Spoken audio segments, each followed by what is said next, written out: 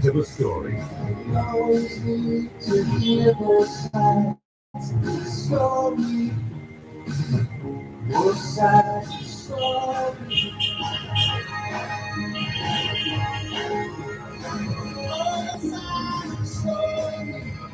Both sides of a story.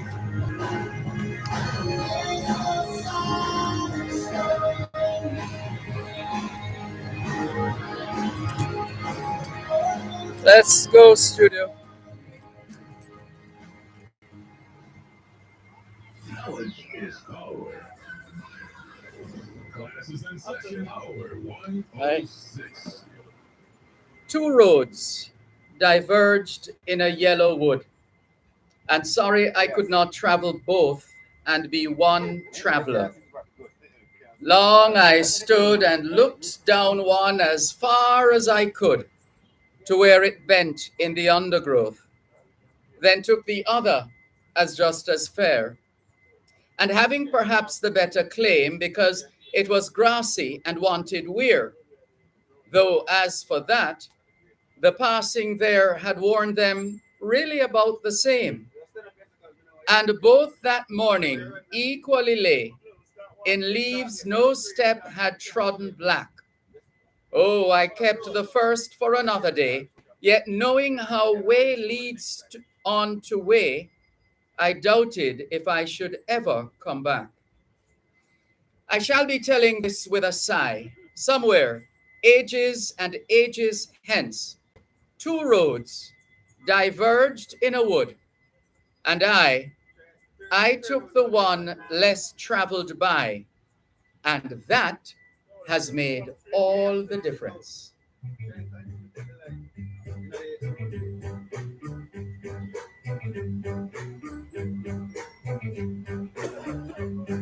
Take your time, take your time, take your time. No need to hurry. Take it easy, take it easy, take it easy. No need to hurry. No slipping, no sliding, no bumping, no boarding, no wall. Right into town. If you fall from the race, it's no disgrace. Just put yourself from off the ground. Take your time, take your time, take your time. No need to hurry. So that is like driving under the influence. That's like driving under the influence. No need to hurry. For the road is rough. And don't you Take your time, take your time, take your time. time. No need to hurry. Oh.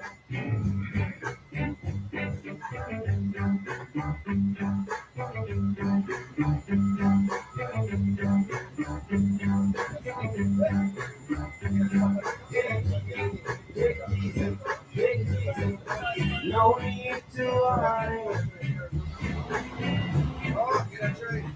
Take your time, take your time, take your time. No need to worry. No slipping, no sliding, no bumping, no boring, no walk. You're right in town. If you fall on the race, no straight, keep yourself from off the ground. And take your time, take your time, take your time. No need to worry. No, I'm the red light. Red light? Yeah. On your shoes.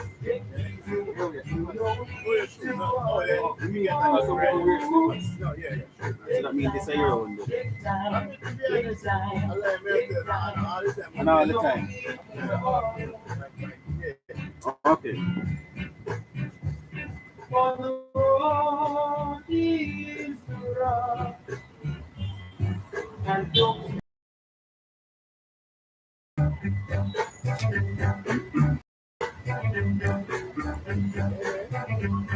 Let's go, studio.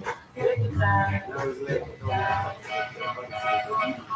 It is Monday, the 19th of December, 2022, and we greet you well, wherever in the world you are listening to us here on both sides of the story, Power 106 FM.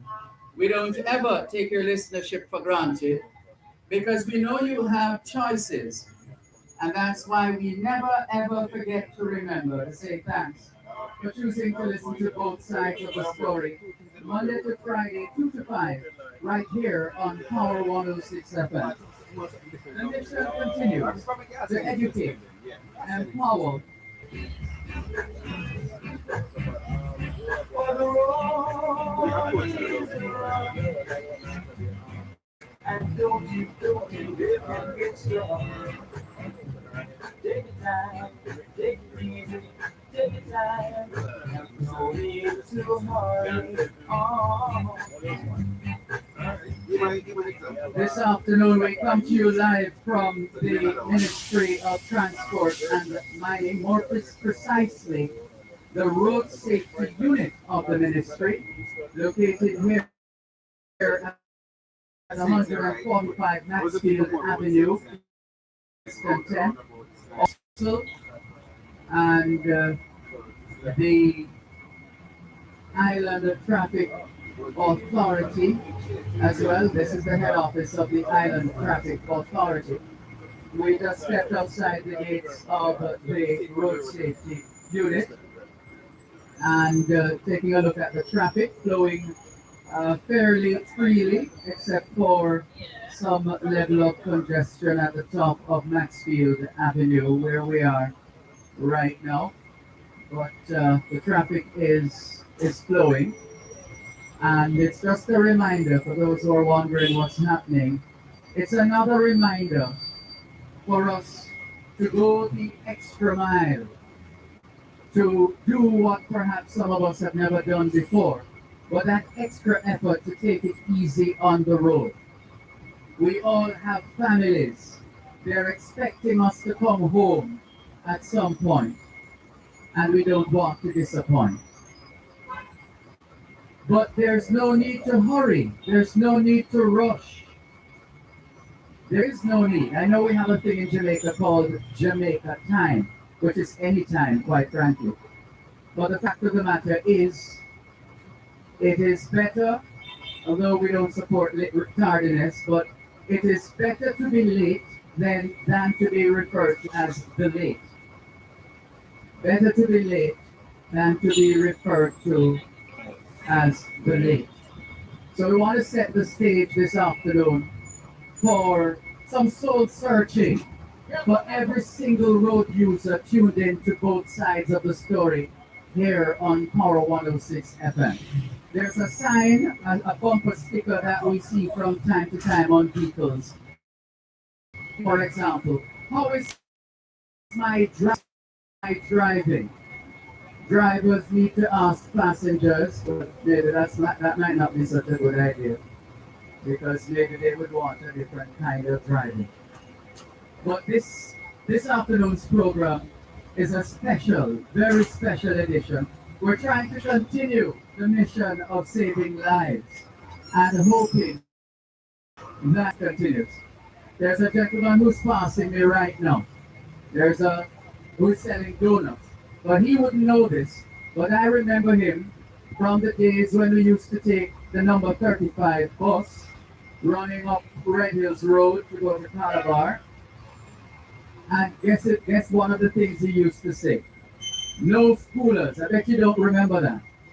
No schoolers. Yes. Yes. No, but I remember you. No schoolers on those buses.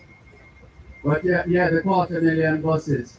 But good to see you're still around and made a shift of professions from transport to pastry. All the best to you. Take care. This is it's Power 106, a member of the Argentina Communications Group. So you can't afford to get that wrong, because you're the peanut man, or is it cashew, or both. You can't afford to get that wrong. It's Power 106 FM, a member of the RDR Media Communication. Okay, let me get my schedule. I don't remember. Thank you very much.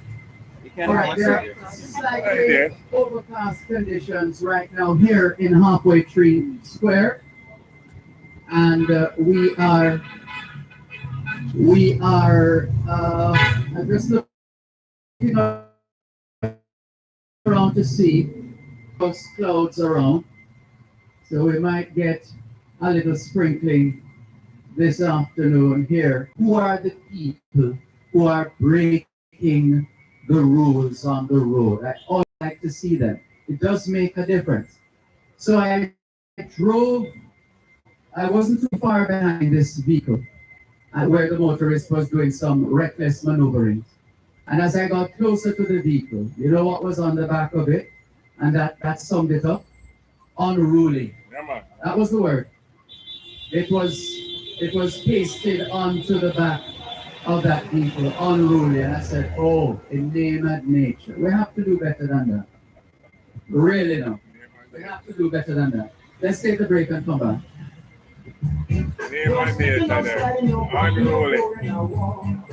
I mean, what do you You're expect? listening to Power 106 FM. The time is now 2:15. You know, there was just about 2 or 3 weeks ago. My pastor, and then wife said, Because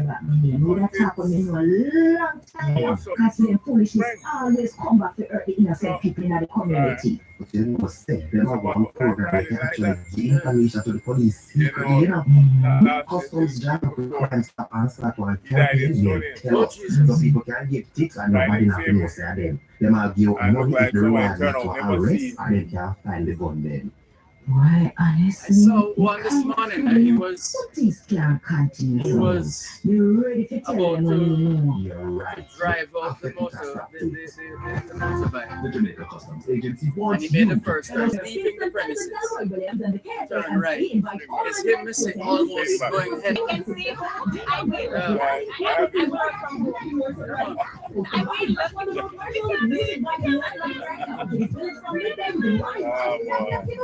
And the Trust and Corporate Services Providers Regulations 2022 require that you And it all I don't. Yeah, man. What if I say, yeah, man. I know it's you in it. I know it's you in it. You get to that important to know the word. So, I'm going to ask you to make. On that side. Conversation On that side. Can we do that? Yeah. So that I can. I wasn't sure. And the role we all play with the on. Okay. Yeah, that's what I'm saying. So either here or here. And then. No slipping, no sliding, no bumping, no pouring, no wall. You're riding the town. She seems quite comfortable where she is. Yeah. I think. Yes. Recorded live Yeah. The laptop is a camera, live on Facebook and live on on YouTube. camera if I get the video afterwards. How do you do that? Yeah. Is a live video? It's live, live Facebook and live YouTube. Yeah, once I have access, you can cut it. You can always have that. Or you can cut it. I think Like, cut it for myself. yourself. You can download the video. It's always on. So are you going to come on camera? Because how else are you going to? I was in camera ready now, so to put on face. No, you're good. No, your face is always on. Your face is always on. Trust me. Trust me. Dervan, I don't know how she alive and her face is on. Trust me, your face is on. All right, as you wish. The right there. All right, I'm going to be inventive then. It's on my time.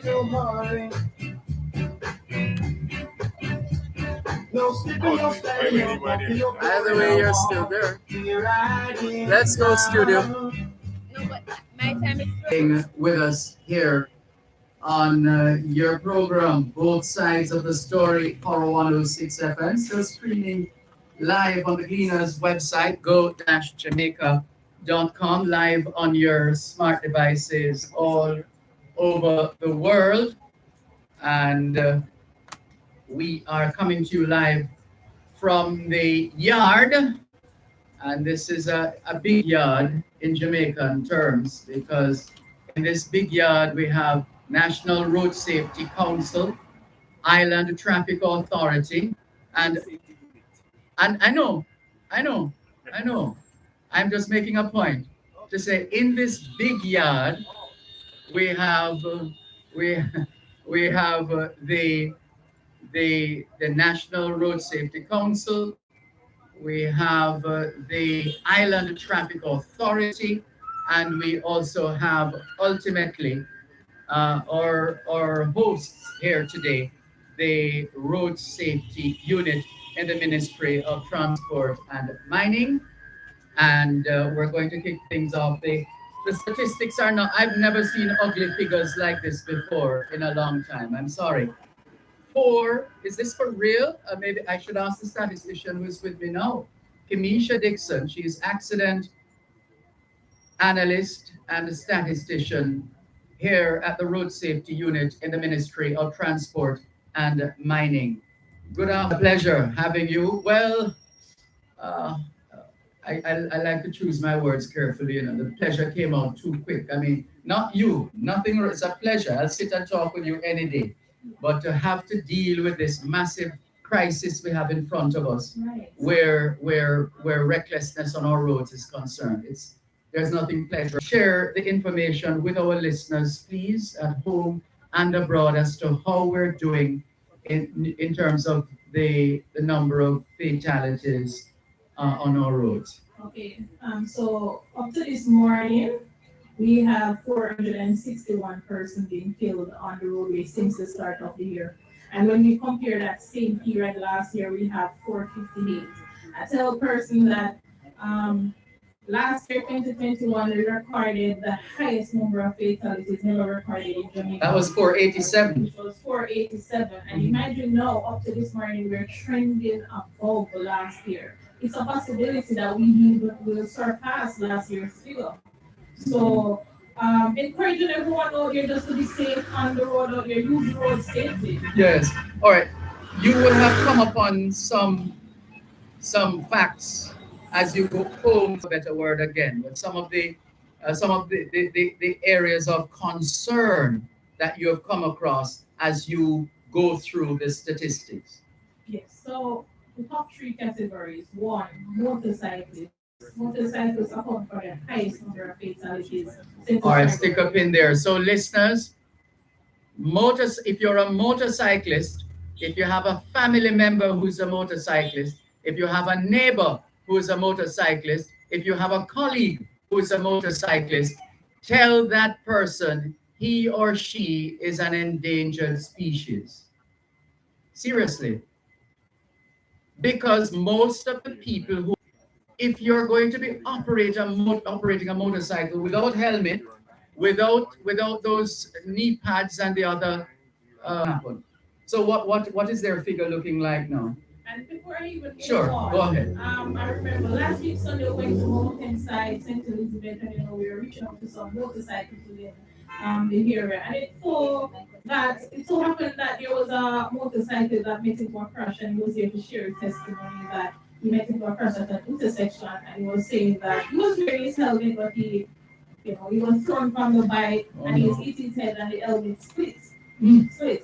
But what I really would like to say to everyone are protected here. Right? All right. So that's the category of motorcyclists. What other?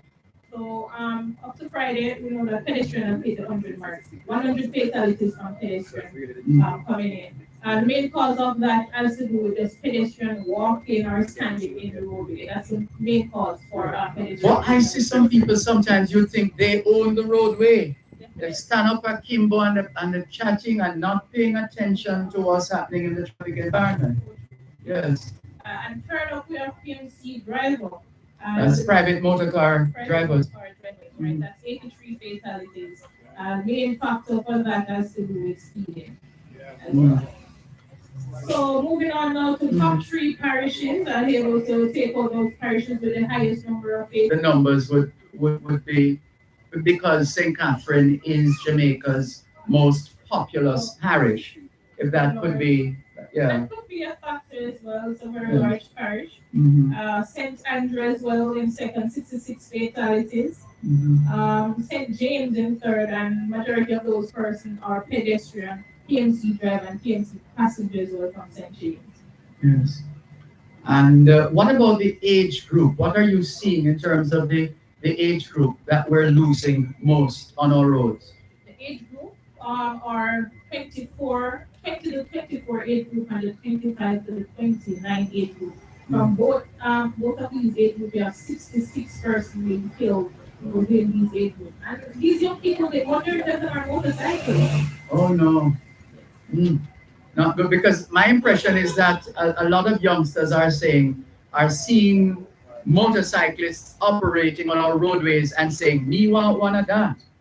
They want to get whose son made it clear to her that he's going to get a motorcycle. That's what he wants. You know? So it's a lot of it we're calling down on ourselves, quite frankly. Alright, so moving on to just some hotspot areas, I was going to the top three. Yes, please. Kingston and St. Andrew, and the top three overall. Yes. The top three in Kingston and St. Andrew, one is the Palisades main road. Oh, And no. incident that happened, That major crash. right, that Yes. contributed to it being the top. We have the Marcus Garvey Drive as well as the Constant Spring main road. But overall, in terms of hotspot areas, we have the Rosal main road.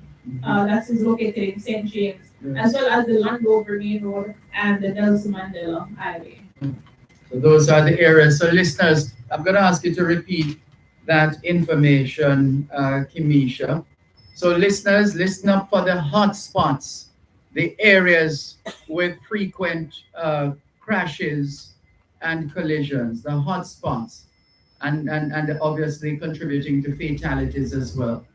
So let's go through those hot spots again, please, Kimisha. Right. So the first one in Kingston and St. Andrew is the Palisades. Who are rushing to the airport to catch a flight or rushing from the airport for whatever other reason.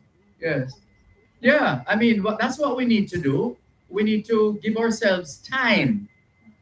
Give ourselves some time. Otherwise, we'll just be rushing. And we know what they say about haste. It makes waste. And we have too many wasted lives in this country. So that's Palisados, a repetition there. No, go ahead with the others. Garvey Drive and the Constant Spring main road. Those are the top three areas. Yeah. And in terms of overall, the top three hotspot areas there, one is the Rosal main road, second is the Landover main road, and third is the Nelson. Where's the Landover main road? That's St. Anne? Right. And we have the Nelson Mandela Highway. Yeah. Listeners, we hope you're taking notes, and not just taking notes, but you are implementing right away. A new attitude. Remember that song? I've got a new attitude. A new attitude when it comes to road safety. The times call for that right now. We really cut the foolishness. We really are, which happens to this kind of information. You just generally put it out there in the media, or does it go to the decision makers to say this is what is happening? Yes, both. It goes to decision makers as well as, we have education information, officer at our location as well. Also policy decision makers as well get this information. All right, well, we hope we will act on this kind of information. Thank you so much, Kimisha. All the best. Thank you. Take care. Kimisha Dixon, accident analyst and statistician with the Road Safety Unit, part of what I'm calling the Big Yard at 145 Maxfield Avenue. Why? Because this is where the National Road Safety Council is, and the Island Traffic Authority as well. More in a moment. You're listening to Power 106 FM. The time is now 2:30. Biomedical Caledonia Medical Laboratory extends season's greetings to all Jamaicans. was told there's We a are feature. grateful There's for a your feature loyal coming up support next. as we That continue ends to at provide the 3:30. best clinical laboratory No, services. man, that's supposed to be off with our 24-hour to emergency facilitate services. this broadcast. Visit 88 Caledonia Avenue or any local 54 call, wide. Call They who? 876-926-4191. No, they would know maybe. They have been informed. Call Biomedical Jesse. Caledonia Medical Laboratory Limited, the first accredited Yeah, man. medical laboratory in Jamaica. Oh, it's that time of year again, and the management and staff at Flagstaff Bakery wish all our customers a wonderful and safe Christmas. We encourage you to gift your loved ones some of our freshly baked, mouth-watering products. Flagstaff Bakery, 17 Barnett Street, the best in the West. Both sides of a story. Do you have a title for your land? Are you thinking about buying or selling land? How much is your property worth? Tune in to Both Sides of the Story with Dervan Malcolm on Power 106 FM every last Tuesday at 3:30 p.m. for the NLA and You, a program that examines the National Land Agency's role in building an efficient and transparent land titling system for Jamaicans. That's the NLA and You on Both Sides of the Story with Dervan Malcolm every last Tuesday at 3:30 p.m. The Hello? National Land Agency. One agency, one goal, Hi. committed to serve you better.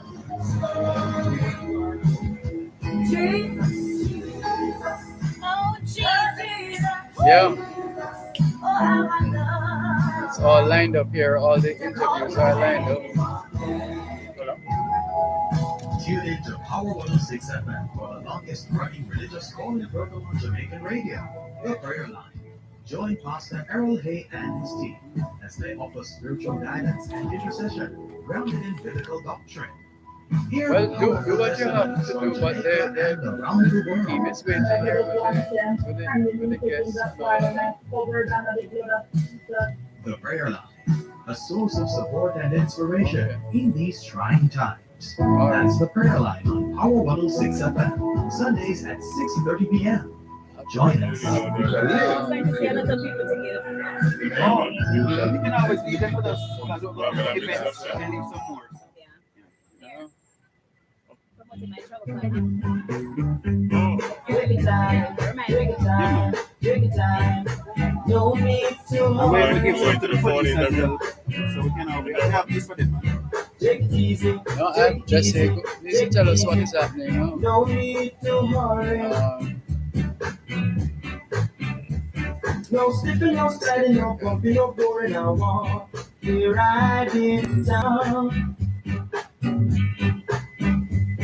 If you fall from the race, it's no the race. Just pick yourself from off the ground.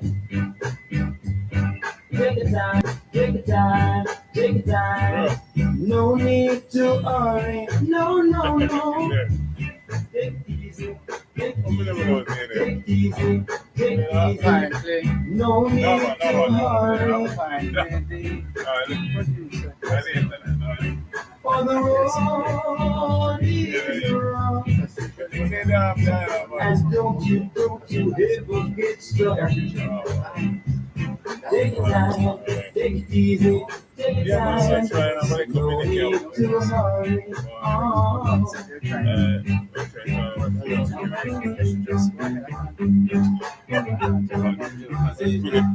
I just did the track thing, but every time, again, that mic is like No need to hurry. Take your time, take your time, take your time. No need to worry. No slipping, no sliding, no bumping, no pulling, no walk. We're riding to town. If you fall on the race, no disgrace, just keep yourself from off the ground. And take your time, take your time, take your time. No need to worry. No, no, no. Take it easy. No need to worry. Oh. Time now, take time, take time, take time. No need to worry. For the road is rough. And don't you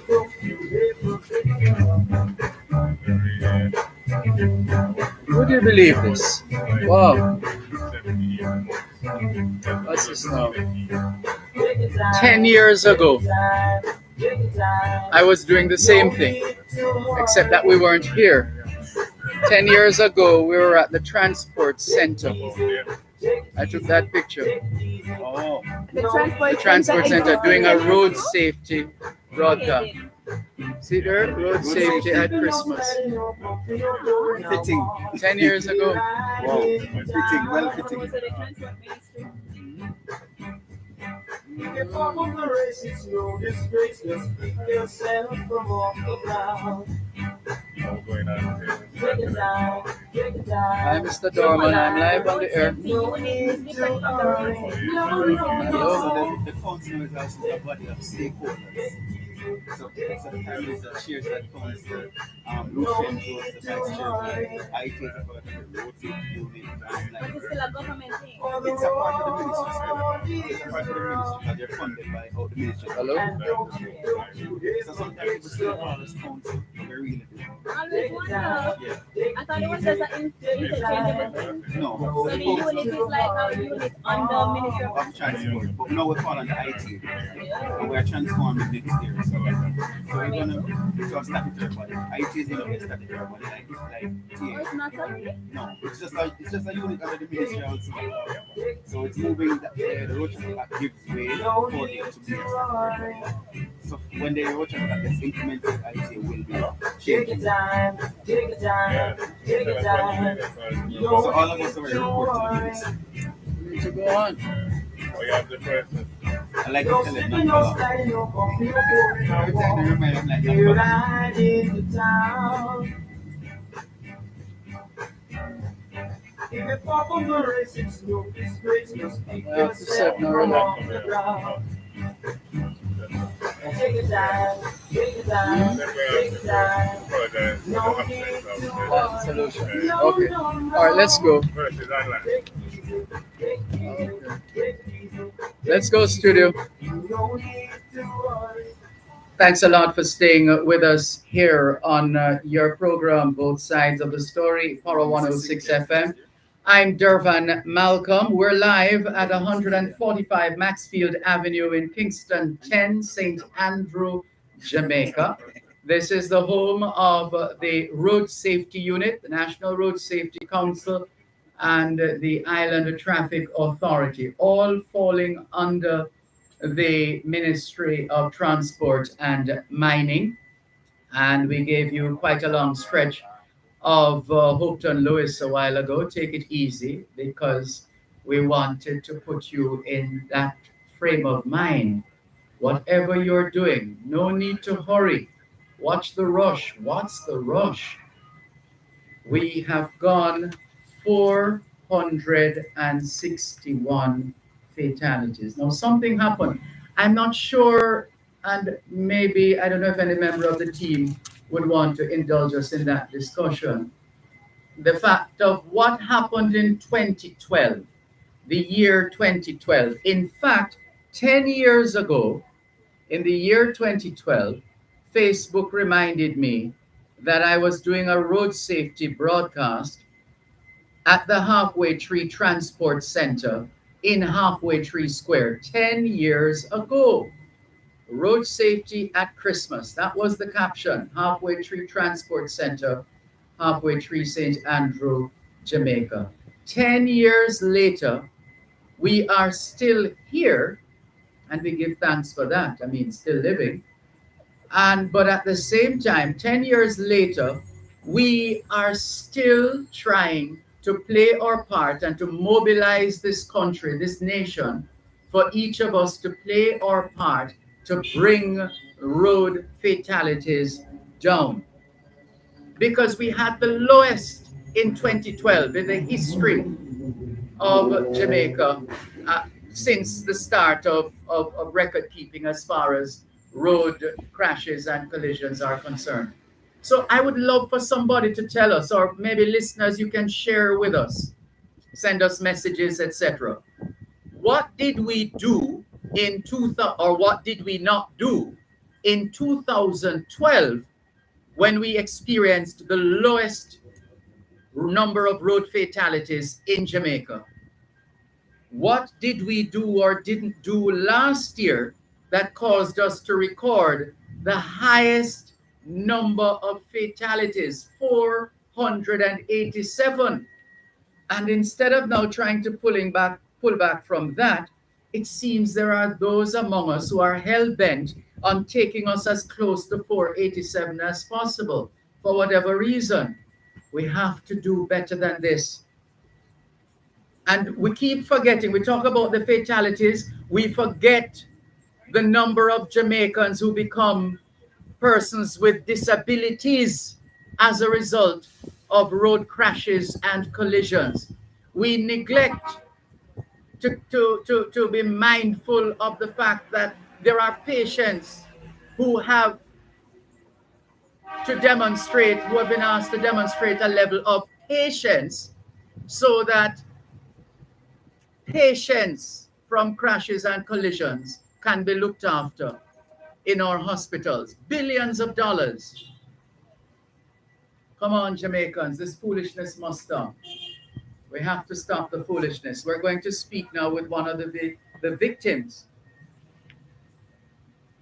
of a road crash. She's going to be connecting with us on the phone. She was involved in a collision and was injured. And she is going to join us now to share her story, her pain.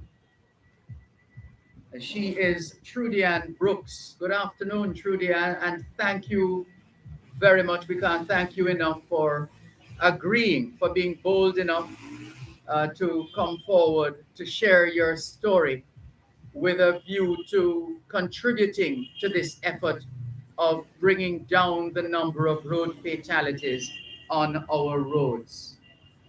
Thank you. Thank you for having me. Thank you very much. Can you give us an idea of how you would generally fare on the roads in public spaces as a road user? What was that like then, as opposed to how you traverse the public spaces and our roadways now? Well, before everything was fine, because my accident is sort of different, but an accident is an accident. So before I was just feeling normal and everything is just praying that everything is fine. But after that accident, I am very fearful of the road. I don't want to go anywhere. I mean, it's not even about how my accident happened. It's based on what I'm seeing on the road every day with these taxi drivers, and we have passengers sitting inside these vehicles and they're driving fast and they're doing nothing about it. So no, I'm just terrified. I don't want to go around a steering. I just want to stay home. I can well understand that. What can you tell us about the incident you were involved in, the crash that you were involved in? All right, so it was in 2020. We were coming from an event. We weren't drinking or anything, but everyone was tired. So, like around 2 minutes before the driver. I'm sorry, hold it there just a moment. We need to take a break. One moment, please. Listeners, we're speaking with Trudy Ann Brooks, who has been gracious enough, her circumstances notwithstanding, to share with us her story, her experience as a crash victim, as we continue to contribute to the promotion of road safety and saving lives. One moment, please. You're listening to Power 106 now. Greetings from the management and staff at Geo Land Titles Limited. Do you own land and have no title? We can help. Give us a call at 876-754-6436. Geo Land Titles Limited. Secure your land and secure your future. We have another phone interview before you, right? You want something for me? Yeah, man. I think because of the whole thing that we're trying to sort out, Oh, it look that's it. They set up. no, but you can say there's a phone interview. Oh, So phone. you can say you're next after the phone, the next phone. We will continue to offer a wide range of optical supplies to meet your needs. Optical Smart, located at Liberty Plaza, 1.4 Road, Houston 6. We wish one And I'm sitting here trying to remember where I know this young lady from. I just saw the name. Oh, you know me? You know my name? Yeah. I used to work at Nationwide, I know. so maybe. I know. And I know the name Sapleton. It's not a Calabar old boy. At the St. William Branch Park, downtown Kingston. But there's a Calabar old boy who used to perform in athletics. The name used to be. Just ask anybody. Google the name Sapleton. You're at Calabar when Sapleton was there? For a live broadcast of this event. This broadcast is brought to you by the Kingston International Municipal Corporation. That's a live broadcast. Track and field or cricket? Track and field. Christmas tree lighting ceremony at the St. William Branch Park, downtown Kingston, from 6:30 to 8:30 p.m. right here on Power 6:30 to 8:30 p.m. That sounds wrong. I thought the broadcast was 2 to 5. Tomorrow, downtown. Okay. Let's go studio. Apologies for the absence of this week's edition of Land Solutions with the law firm Brown, Findlay and Company. All things being well, Land Solutions returns maybe not next Monday, maybe the Monday after that, as we go into the Christmas break. But apologies for the absence this week of Land Solutions due to this special road safety broadcast, which comes to you courtesy of the Road Safety Unit in the Ministry of Transport and Mining. We thank the team from Brown, Findlay and Company for their for being gracious to say yes. This is an important matter, a subject matter, and it has to be dealt with, and it should be dealt with. And we thank them for yielding in that regard. Thank you very much to the team. And we continue our conversation now with Trudy Ann Brooks. She's a crash victim involved in a collision and was injured, and she was about to tell her story right now. Thank you for your patience. Please go ahead, Trudy Ann. So we were coming from an event, and like 2 minutes before, the driver was on his phone talking, and then in seconds his battery died, and within 5 seconds he fell asleep, and the car went over into a ditch. Oh no! Yes. Whoa! So I suffered a fractured femur. Was in the hospital. Oh no! That's a leg bone, is it? FEMUR? Yes. So I was in the hospital for 2 weeks, had to do a surgery, and started walking back within 6 months time. But it's a lot. So go through all that process, doctor visits and stuff like that. My toe, his bone was broken. So both of us got very severe injuries apart from the other two. Oh, goodness.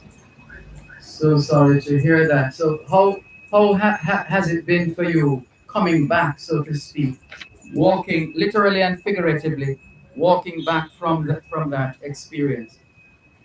Well, I am grateful I can walk. Sometimes it's challenging because if I step off too fast, there is some weakness in my knee. So I just have to keep exercising and eat properly. Also, I'm not sure if I can run as yet. I haven't tried it. Don't want to try it as yet until I'm fully confident to go. But coming back overall, I'm grateful, and I just have to give God thanks. And based on all that you've been through and perhaps are still going through, speak to some of the 550,000 uh, motor vehicle operators now, maybe the uh, hundreds of thousands of road users right across this country who are tuned in. What would you like to say to all of us based on your experience in that crash? So, firstly, I would like to say if you're tired, pull over at a safe spot and take a nap. That I think that's the best and safest procedure I can tell you guys right now. Take a nap, travel with someone, or even if you're traveling with someone, talk to the person, especially in the night, because persons tend to get tired, especially in the night while driving. For motors on the road, stop the speeding. I mean, the accidents happening now are very crazy. You have not only your life, but other person's life in your hands. So stop the speeding, pay attention to the road code, and just be safe. And you continue to be safe, truly. And thank you so Thank much you. for sharing your story. All the Sure, very no best to you and yours for the rest of the season and beyond.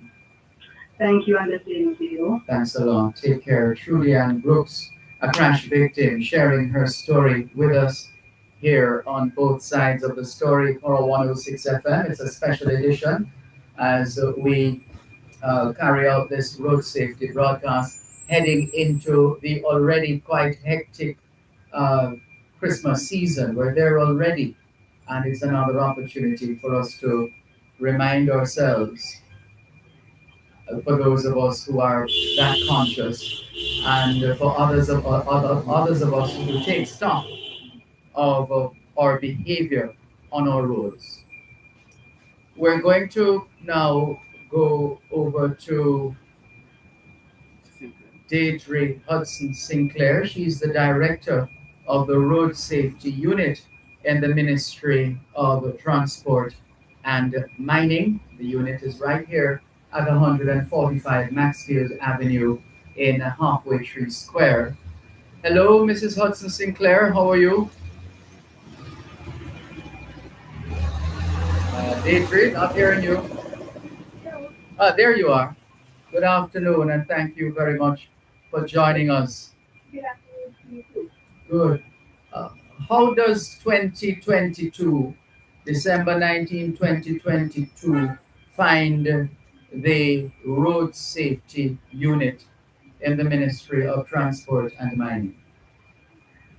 Uh, we are taking it in our stride. We are disappointed by the level of fatalities, of course, but we cannot give up hope on our people. We have to continue stressing that, our lives matter. Driving or driving behavior is important and important to drive safely. And we continue to stress this to the nation and, look at speak to our stakeholders about how it is that we can continue our strategies to improve road safety.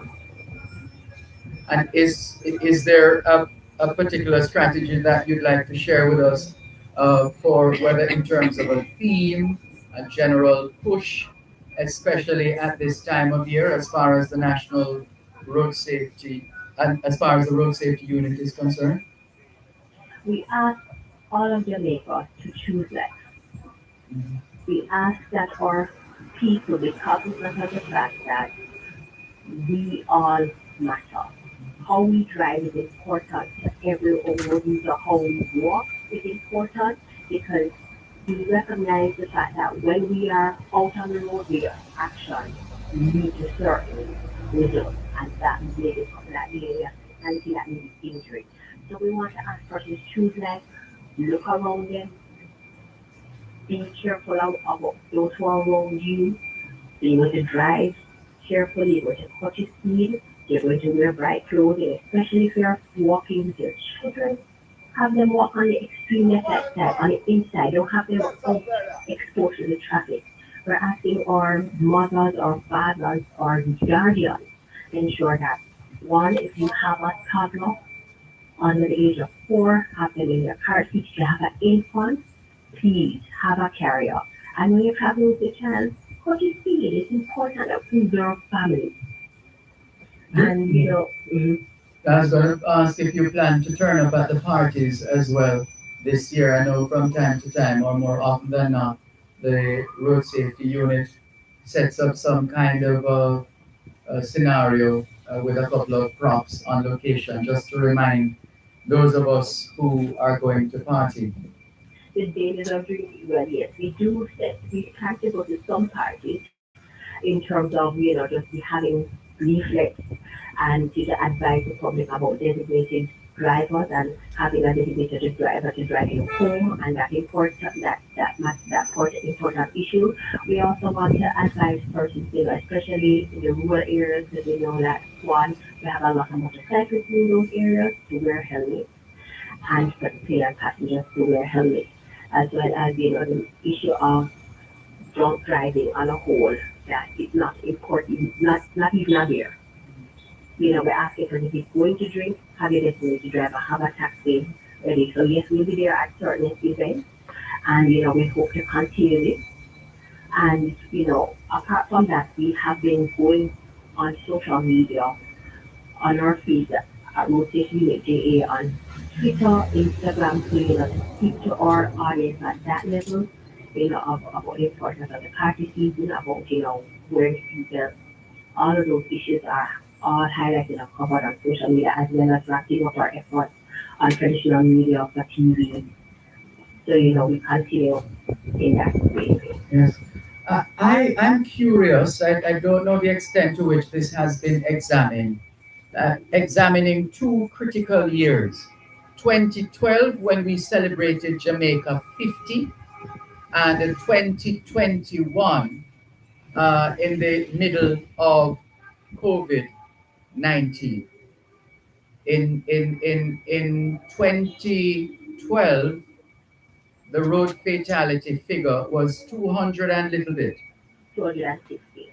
260, So, yes. yes, we were below 300. And then unfortunately in 2021, even though we've had COVID measures and we had reduced the amount of traversing, the amount of use of the roadway, we still recognize that we had doubled, that figure in 20, because in 2020 we had 433 deaths. Yes.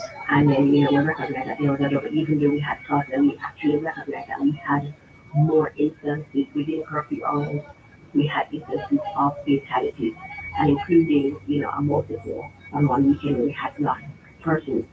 So it's a matter of one behavior, it's a matter of discipline. Of course, we recognize that there are certain economic factors that drive transportation, whether it is, we are now having motorcycle delivery services business courses during that time. And we recognize because of the accessibility of motorcycles, the affordability of motorcycles, we had an increase for the last 4 years in motorcycle fatalities, and it has continued. So, of course, these are things that we've looked at, and the road unit with council, as well as PSEP and other stakeholders have been targeting motorcycles in Western Jamaica in terms of training and education on how to maneuver motorcycles within the law and safely. So, we have that project that has continued. And, to add to all of this, we recognize that it is important that we reach our youth population.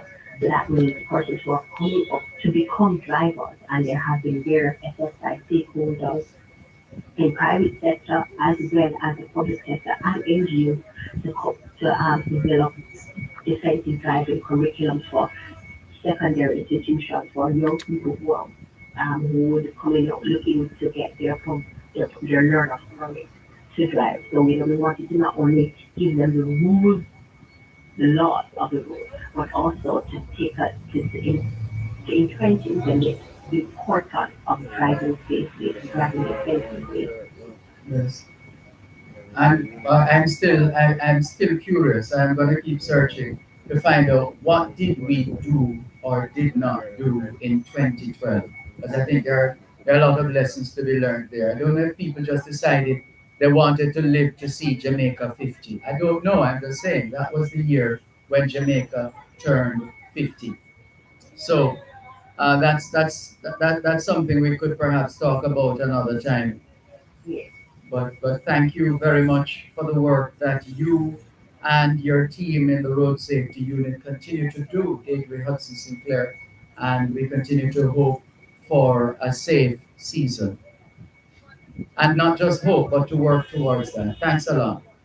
And all the best to you. You too. Take care. 472. Midnight The time. time by Coast to Coast Concrete is 301 on Power 106. So these are my questions. So please don't ask me anything outside of these. That's all right. That's all right. You mean you can ask about world peace? World peace? I don't even know what that is. That's not on my brief. The next one is I only studied page 1 and 2. yeah, but this is great peace. That's really important. Let me give them some of my. You can come closer. You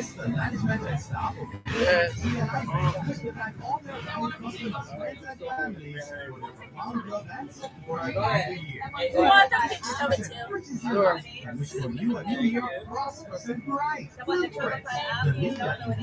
Technology since 1972. Where to sit here?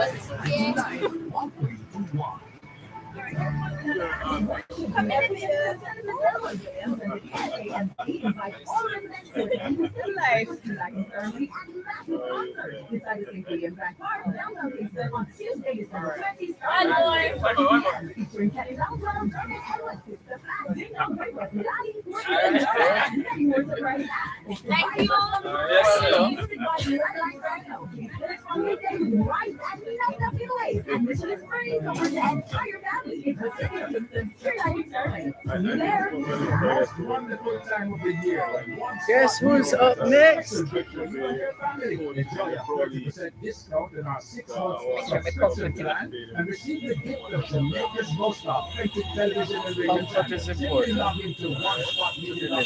Select the 6-month subscription plan and be subscribed. We also download the OneSpot Media app and the box on the door on January 31. So don't hesitate to subscribe now to discover the items selection.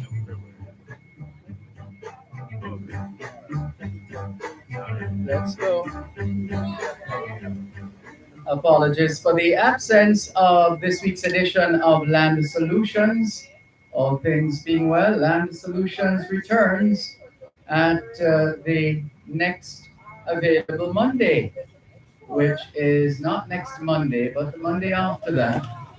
If you're just tuning in, it's a special road safety edition of both sides of the story here on Power 106 FM. We are where we were 10 years ago in terms of our mission, doing a road safety broadcast at this time. That's what we were doing 10 years ago.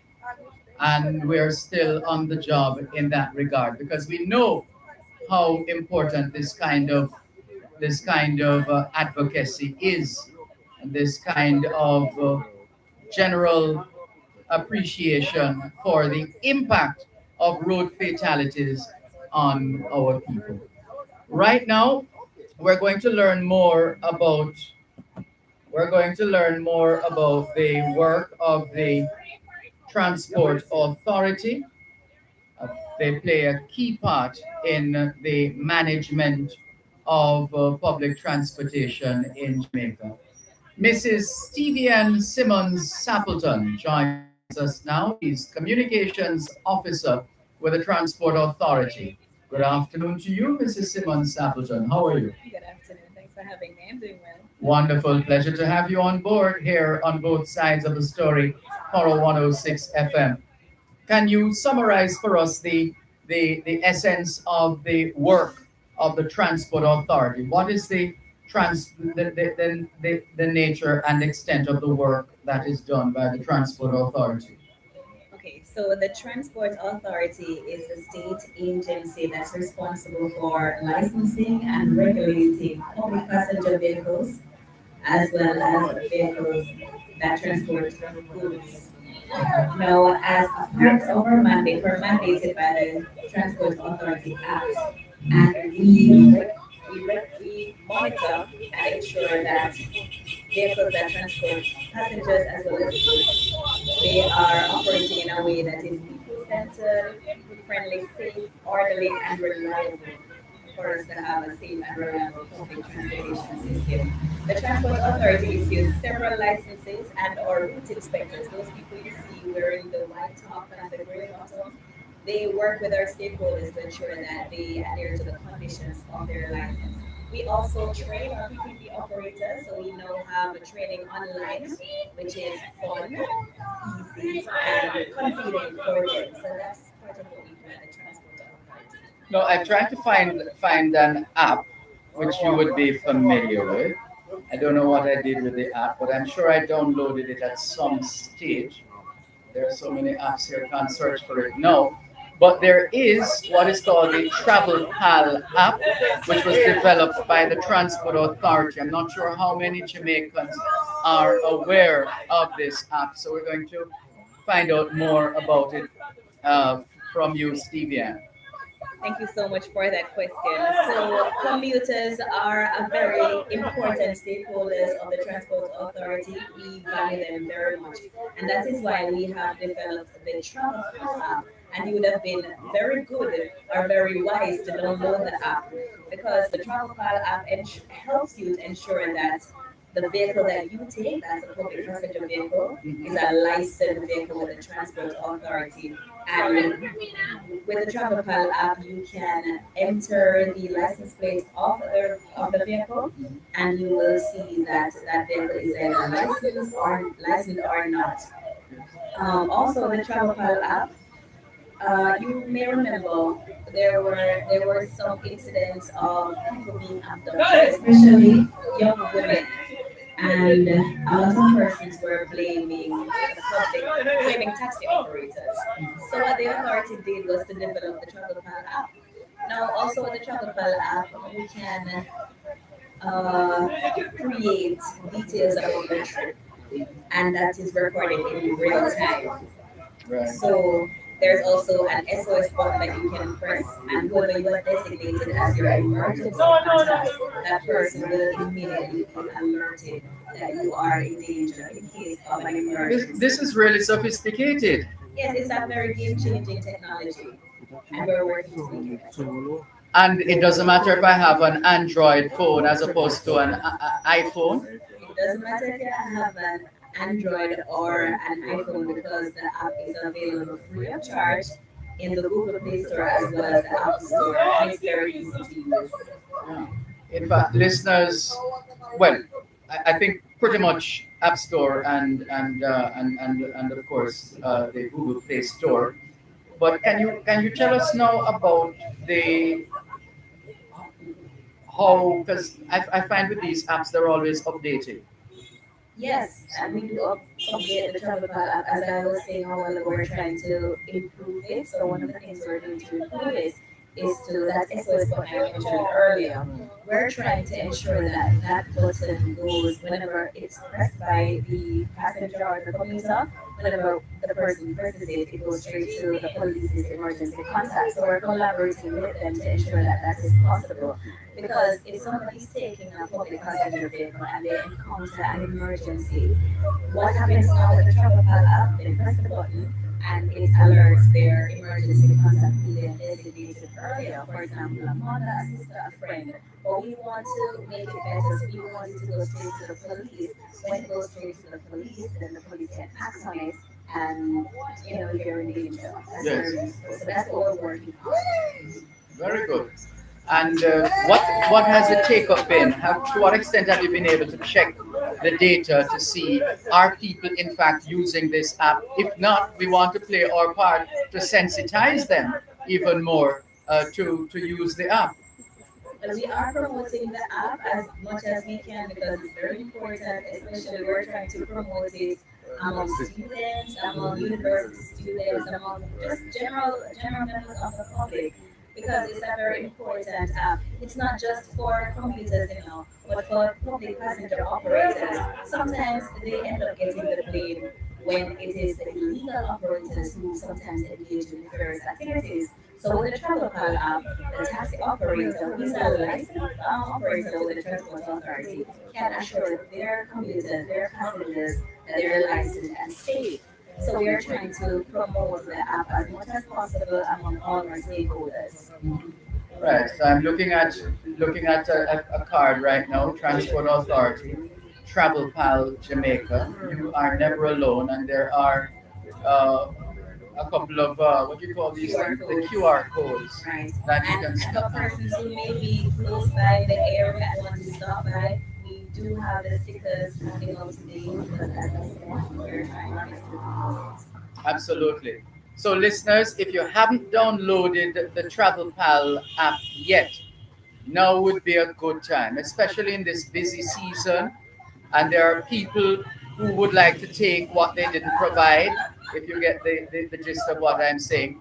And so we want to make sure that we are able, and I say we collectively, all of us who are commuters and road users in general, those of users of public transportation, that we recognize that this is a game changer and it's a lifesaver, isn't it? It can be.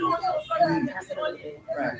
So just for emphasis in terms of how it works. So I go to the Google Play Store if I have an Android device, or to the Apple Store if I have an iPhone.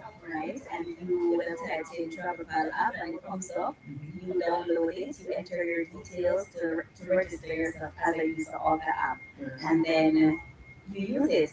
How you use it now, if you're taking a taxi, so I go out the road and I see a taxi and I want to take it, I first enter the license plate number and all the details about the car comes up, including whether or not it's a licensed vehicle. Nice. So it's something that you can use to guard your own safety. Right. And with that information, well, so it means that information, some kind of a pop-up takes place at Yes, a pop-up comes wherever up. the brain center of the operations is. Right.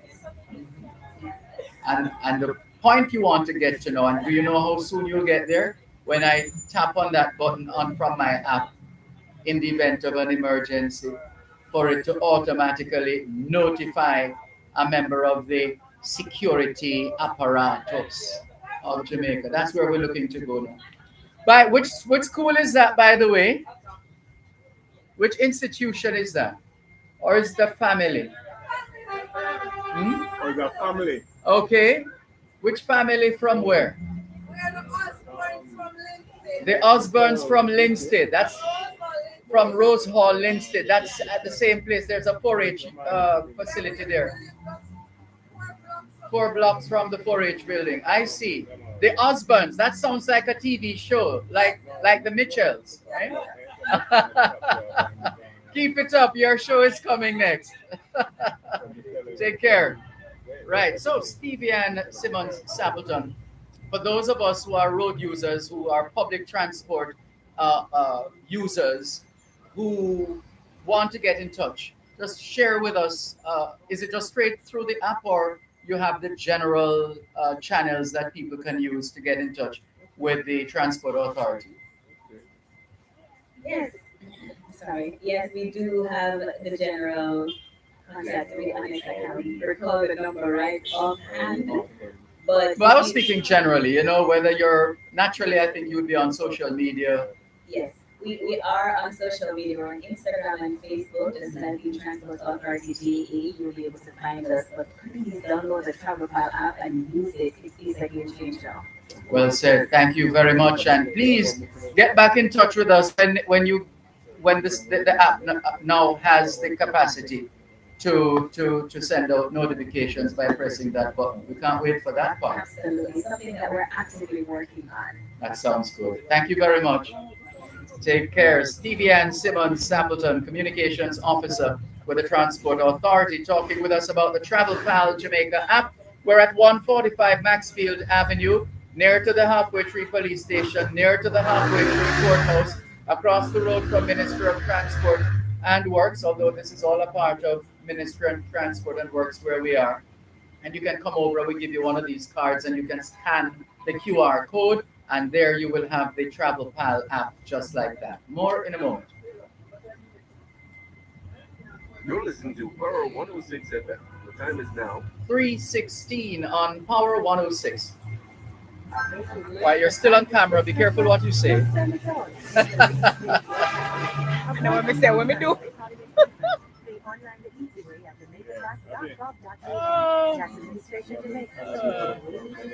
Importers. The Jamaica Customs Agency is making its contactless clearance process for non-commercial shipments available until January 6, 2023.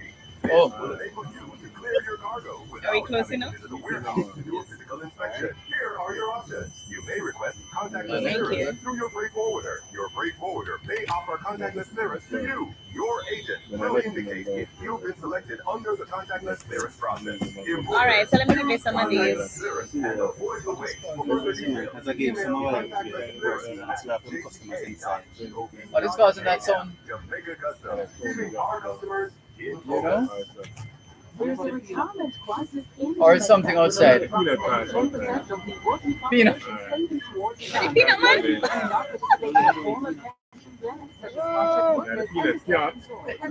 Oh, since I stick this away, they put this Yeah, it's a crack and beer. You can put it like on your laptop. Lisa Brown Campbell says, nice hearing Stevie and recognized her voice right away. Ah, that's sweet. the first time.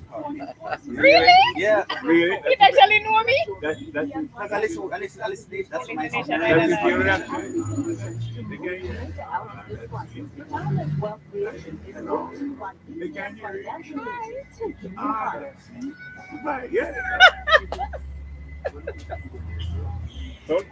You know, I'm not a celebrity. That's the person. Well, you're on Dervan here. You're giving me an item. Yeah, man, because they took the time to come there. So sweet. I use my phone too. The transport authority. Dervan, you know, I recognize the guy. You're early. You stayed and you're helping out basically. Yeah. Oh yes, on the 35 bus. Yeah. Or whatever. So No, this- that's 35. Man. No schoolers, no schoolers. From the island transport authority. Come back to haunt. Mm-hmm. No sleeping, no sliding, no pumping, no pouring out water. Can we go? What's that? Here I live down.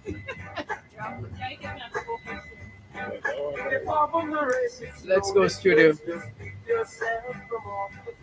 Thanks a lot for staying with us here on your program, Both Sides of the Story, Power 106 FM, with some timely reminders. The numbers are not looking good, Jamaicans. The numbers are not looking good in terms of our road fatalities.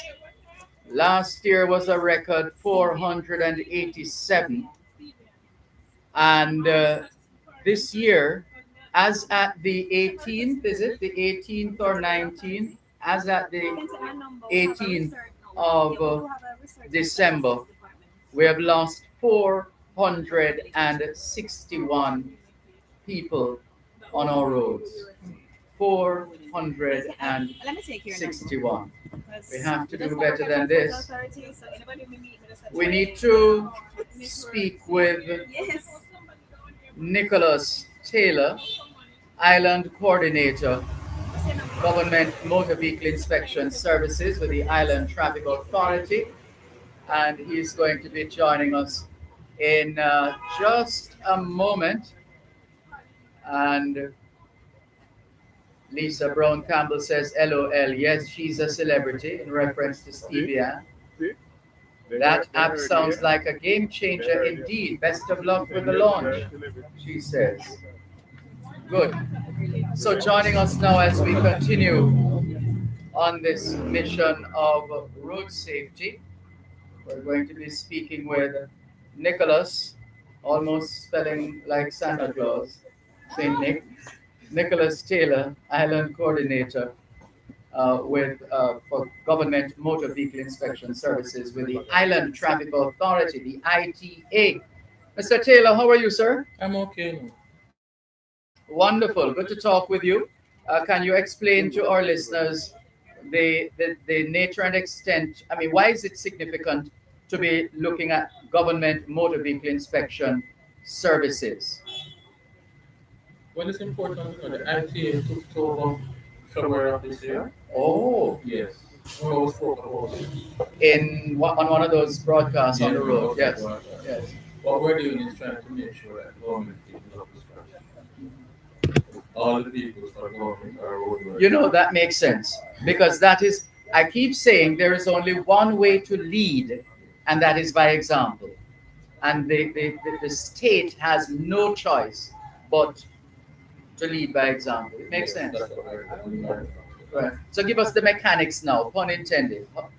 Well, what we do is basically when a vehicle is required to go for servicing or any major or minor repair, above a set threshold by the government, we have to do an inspection to verify what the estimate is saying or the performance that we get from the repairer to make sure that everything that is stated on it Is in fact so. is in fact so. And we also do, if it's required, a mid inspection, like pulling down the vehicle or dismantling the vehicle from that from.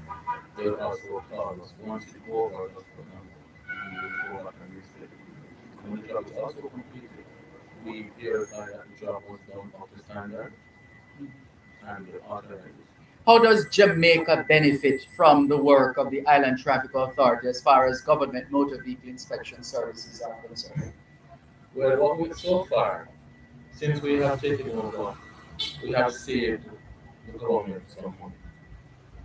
You don't want to put a number on I it. can't put a number on it, but I know we have saved some money. And what we're doing is we're making sure that other than the local dealers that supply the government with motor cars, the regular garage that has the ability to do the work properly, we also certify them and authorize them to work on government vehicles.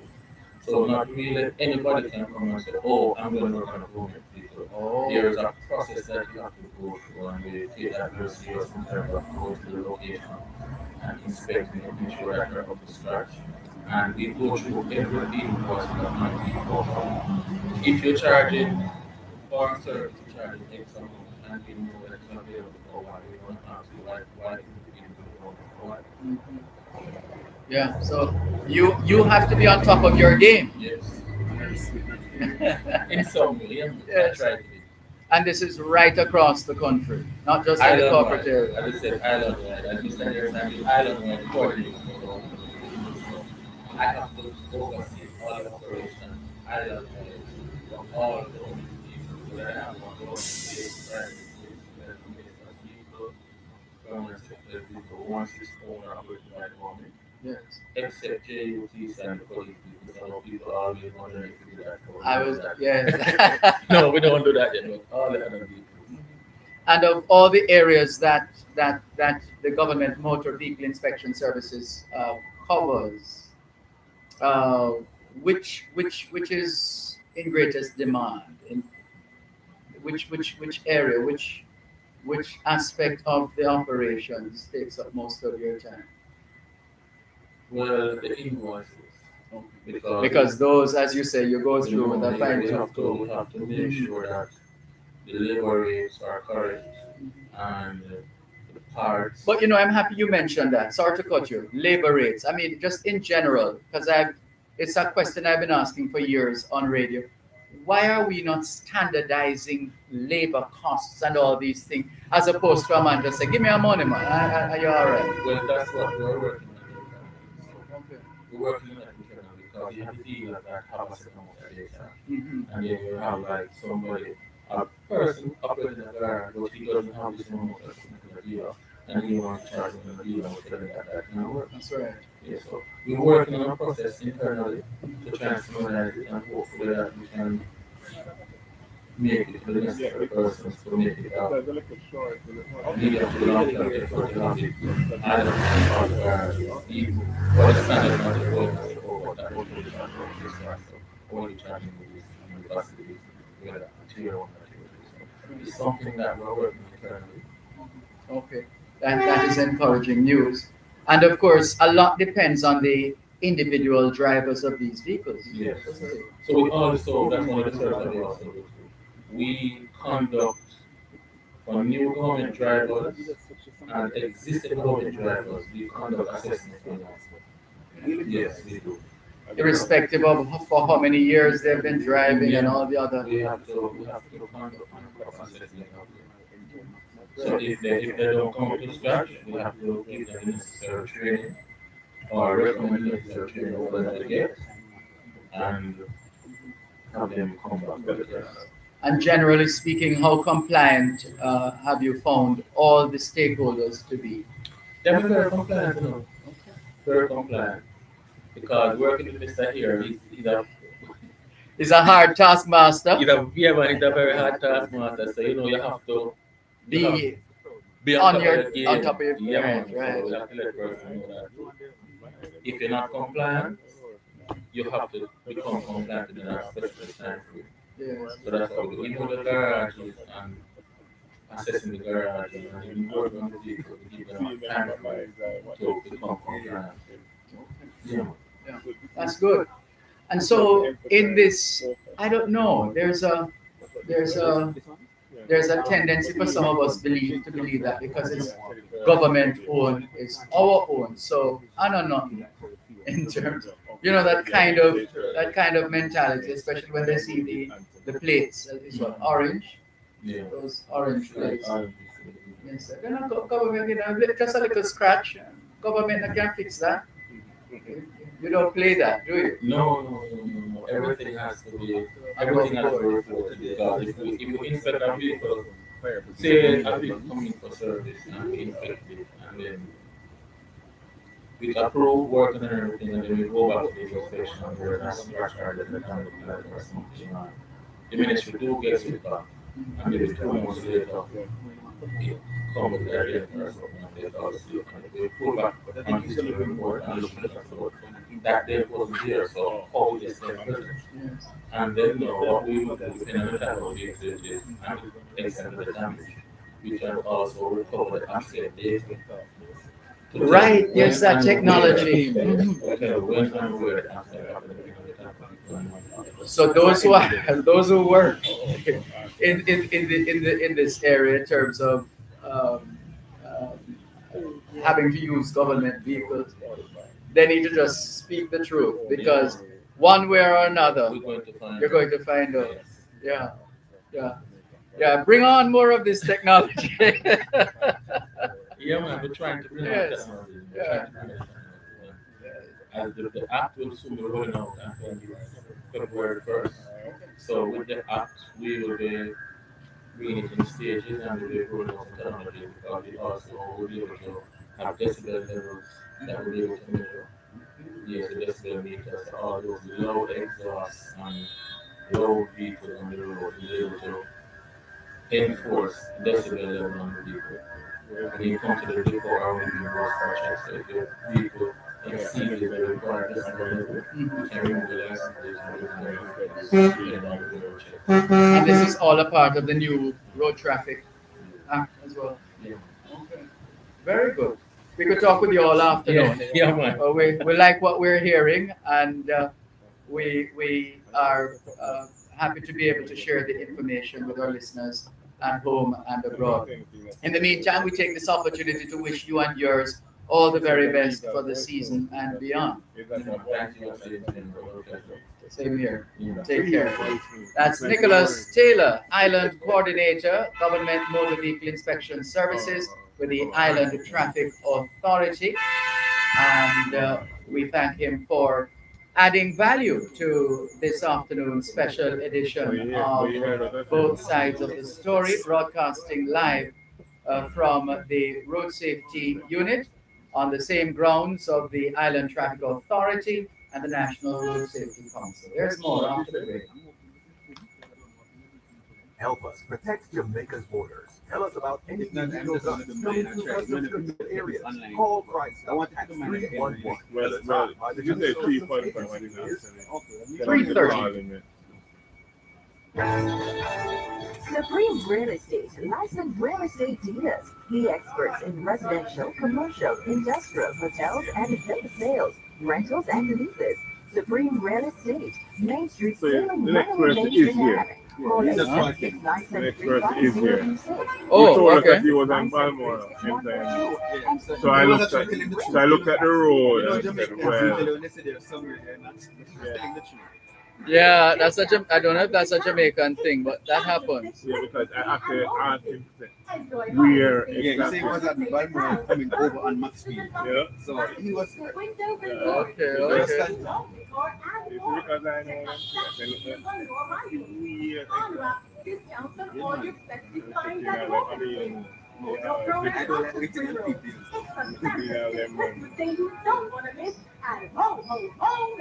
This is right. He tried to correct me. Hi, sorry to trouble you. Just checking if everything is alright. Okay, well, if you could just ask Tiana Lee to call her mom, please. Okay, thanks.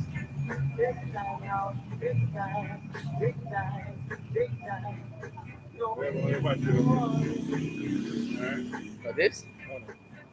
Oh, this? Oh, that's it. Still way up there.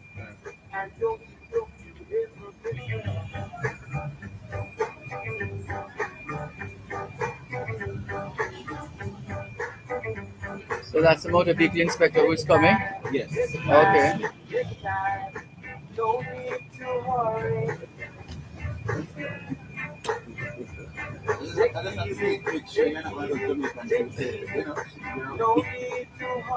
Welcome, sir, please.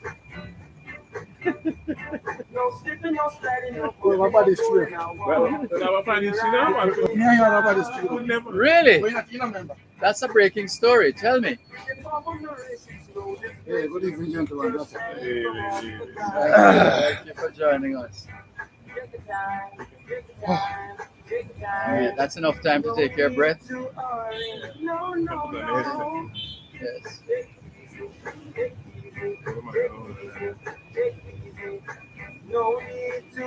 Stand by. Let's go, studio. So we are here, notwithstanding the seriousness of the subject matter we're dealing with, we are still feeling hiring right here. And it has nothing to do with the fact that our next guest is Mr. Hyrie Smith, Hyrie. Now, if that is not a unique name, I don't know what is. Mr. Hyrie Smith, good afternoon. How are you, sir? Good afternoon. I'm fine. Thanks. Thanks for having me. How are you doing? I am fine. Thank you very much for joining us here on this special pre-Christmas road safety broadcast on both sides of the story, Power 106 FM. Good. So you're inspector of motor vehicles at the Harborview Way Station? Yes, I am. Right now, can you place it for me? I'm trying to remember. I know I've seen something at some point. But Heading from Kingston towards St. Thomas, once you get to the roundabout in Harborview, that has the Harborview to your left, straight into St. Thomas, airport to the right, you continue straight for maybe 100 meters. And the exemption depot will be on the right hand side. Okay. Just before you get to Downcourt High School. I see. And is that the only place in Jamaica with a way station? No. There's a scale, I'm not sure of its functionality right now, but there's one in Montego Bay. Check it out. There's one in Montego Bay. Okay. All right. So how does this work now? Who is it for? Do I need to drive my little car and have it weighed if I'm heading in that direction? Well, you can, and we will certainly appease your curiosity for the car, yes. But for most parts, it's for mainly commercial vehicles. Yes. We will weigh individuals, but it's mainly for commercial vehicles. Why do you have to weigh these vehicles? Because there are some things that has to do with the legality of the weight that should be transported on the roadway. Oh yes, I've seen it sometimes written on vehicles that this vehicle is. Yes. So we have laden weight, unladen weight, which is mainly our concern. So the road structure is to accommodate weight, and the weight has to be distributed, and the distribution of the weight can be dependent on size, type, length, width, and all dimensions of the vehicle. And what has the compliance level looked like for the times that you have done the weighing of these vehicles? For most parts, it's really good, really, really good. It's good to hear you say that about something good happening on the Jamaican road. Yeah, it's really, Really good. part of what, but most, for most parts, the people who aren't compliant are the people who are, for lack of a better word, ignorant of what it's about. Okay. So to speak. But it's going to get to a point where it has to be done for the vehicles that do require special permits. Because I would imagine with the overhaul of the Road Traffic Act and all the legislation and additions, etc. Yeah, we're getting there. But then again, what I also keep in mind that a special permit doesn't have to do only with the weight of a vehicle. There are many other conditions that, as long as it affects like dimension for length or weight, that can be adversely regulatory standard is concerned, then the special permit also. For example, a vehicle cannot be a special permit for weight, but maybe one for width, maybe length, maybe overhang, maybe height, and it goes on. Overhang, as you mentioned that, I was driving behind a truck earlier today with steel protruding and actually uh, dragging on the road surface. Right. You Well, what happens is this: he would not need a special permit for the steel being on the vehicle because at the time of inspection, the steel will not be there. Oh. But what is supposed to have like a red flashing light at the tail of it and other parts. And sometimes they put a piece of red cloth Yeah, there. sometimes it should be reflective, like in case Nighttime. on the road, they could see from the distance. But when it comes down to the people behind over the overhang, that depends on what's called the wheelbase of the vehicle. So the wheelbase of the vehicle is measured from the center of the foremost axle to the center of the rearmost axle or axles, to the dependent. And then from the center of the rearmost axis to the tail of the vehicle, the end of the vehicle, we have two types of vehicles, so to speak. Mainly, one is called forward control, one is conventional. What we call them are cab over and long nose. Okay. That's what we call. So the long front vehicles, those ones are conventional vehicles, and the one we call cab over, they are forward control. I see. So the perm for overhand depends on which one it is. Oh wow. It sounds like high science. But for us, for the general populace, it can be technical. I can just imagine. Right. So you have one at Harborview, one way station, and another. Where in Montego? They're still in Montego. I'm not sure the functionality right now. Oh. But I know they're still in Montego. So what happens if my vehicle is considered overweight? Well, it has to be weighed firstly. And I would not be able to determine if a vehicle is overweight without weighing it. That's number one. Okay. So there can be two identical vehicles on the roadway. Identical load. One is overweight, legally one is not. I see what you mean. Because depending on the one on the special permit, yes or no. Yeah. So seeing a vehicle going along the roadway and maybe going slow and it looks like that vehicle is overload. No, load and weight are two different things again. Yeah. Two different things. So the vehicle have to be weighed and establish how much load that vehicle should be both vehicle and load should be at maximum going on the roadway. So the UPC of a truck passing right now, for example, a truck, or maybe a big bus also, whichever, and you may think it's overweight, but you have a special permit and it's perfectly legal to be on the roadway. Another one is coming, maybe look nice and pretty, similar load, and it has no permit. So it's not something we have to look at. We have to address with additional documentation. I see. Very good. And the general hours of operation of this waste station would be what? Well, unless we have special operation, it's only open in the morning, like between 8 and 8:30 to like between 5 and 5:30. And then there's a special operation, it's open all hours. Yeah. And I would imagine there's some underground technology in terms of Yes. yeah. Yes. Okay. Yes, the scale has 4 pads, so we can most part of the land we so we have different aspects. Most cases we one wake up the people. We can make the accident. But the reason being, let's just say, for example, if it is allowed 30,000 kgs, or we say 30 tons, it's allowed, let's say 6 axles on the street, 6 tons on the street axle. It has 2 drive axles or 2 rear axles, and about 12 tons of weight. That vehicle, when weighed, can have 8 tons on the drive axle and rear axles, and So you've been involved in this business for how long now, Mr. Smith? the trucking industry,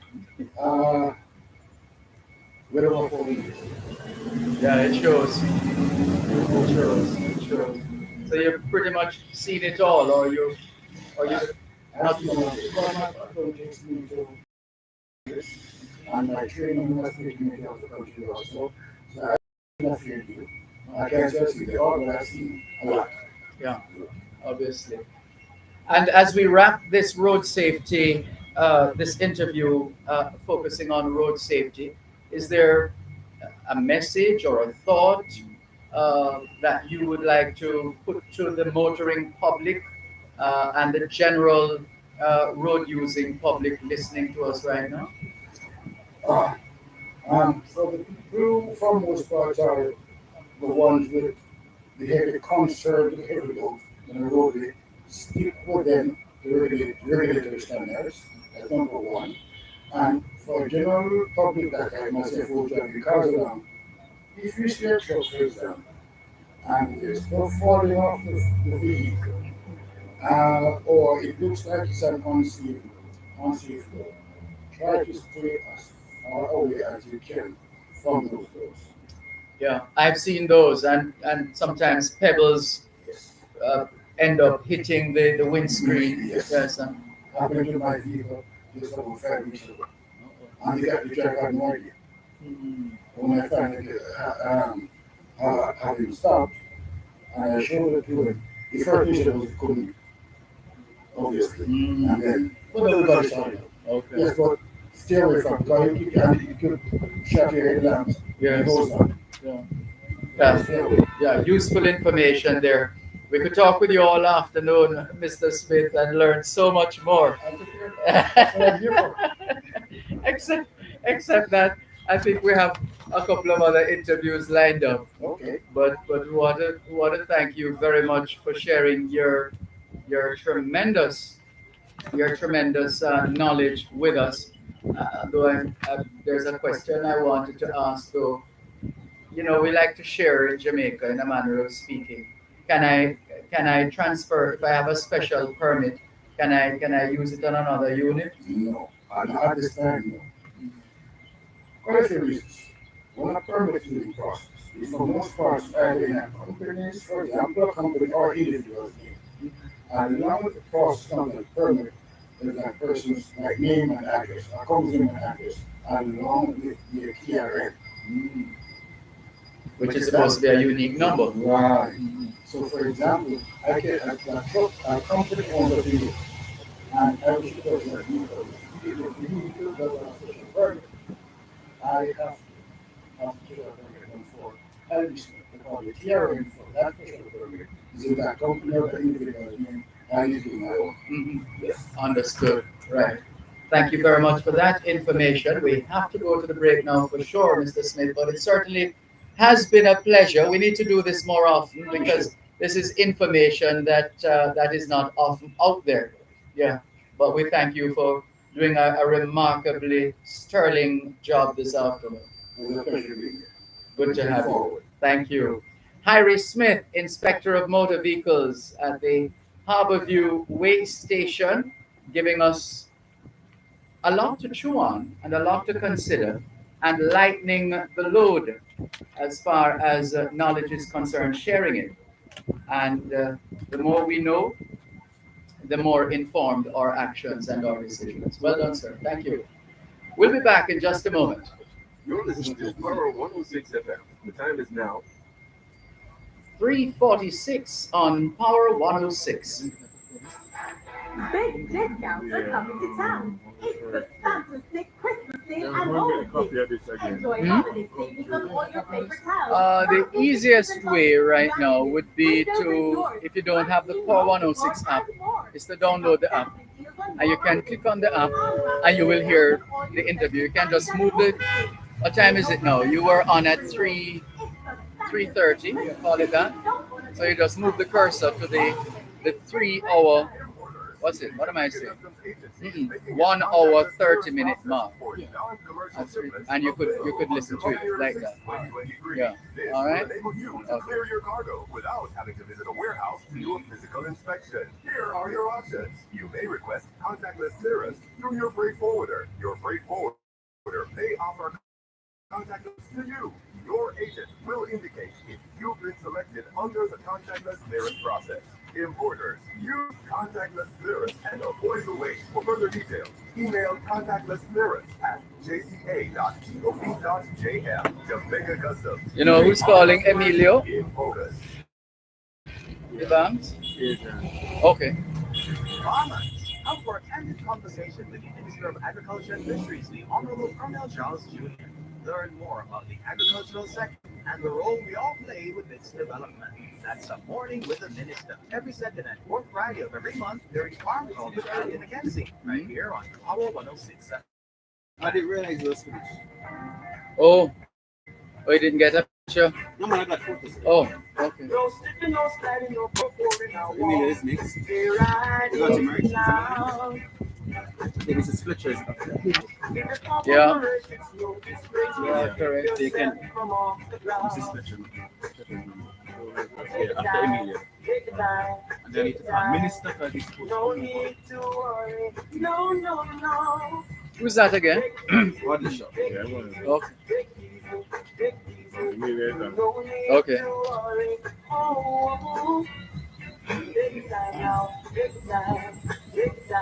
Let's go, studio. Hopeton Lewis reminding us that we need to take it easy. What's the rush? Enjoy life. Some of us spend too much time just rushing through life and not living any life. You just rush through life and you haven't lived any life. There's a song, we've got to live some life before we, oh, yes, man. Let's live some life and stop crashing lives day in, day out. It's not good. It's not good. It increases the misery index. And we can't take any more misery in Jamaica. Can you imagine in this season, you're getting things together and prettying up and cleaning up and getting a little thing for auntie so-and-so and uncle so-and-so, dropping off a care package here and there. And in the midst of that now, by being reckless or maybe not even you yourself, and he's joining us now. Oh my goodness, the fire has been busy. Jeez, I've never seen it like this before. Mr. Evans, are you there? How are you? I'm here. Good afternoon. I'm good. How are you? Fine, thanks. Thank you.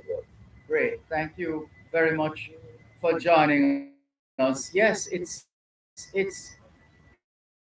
am I in recent time? Do you wait to be called or do you just turn up what?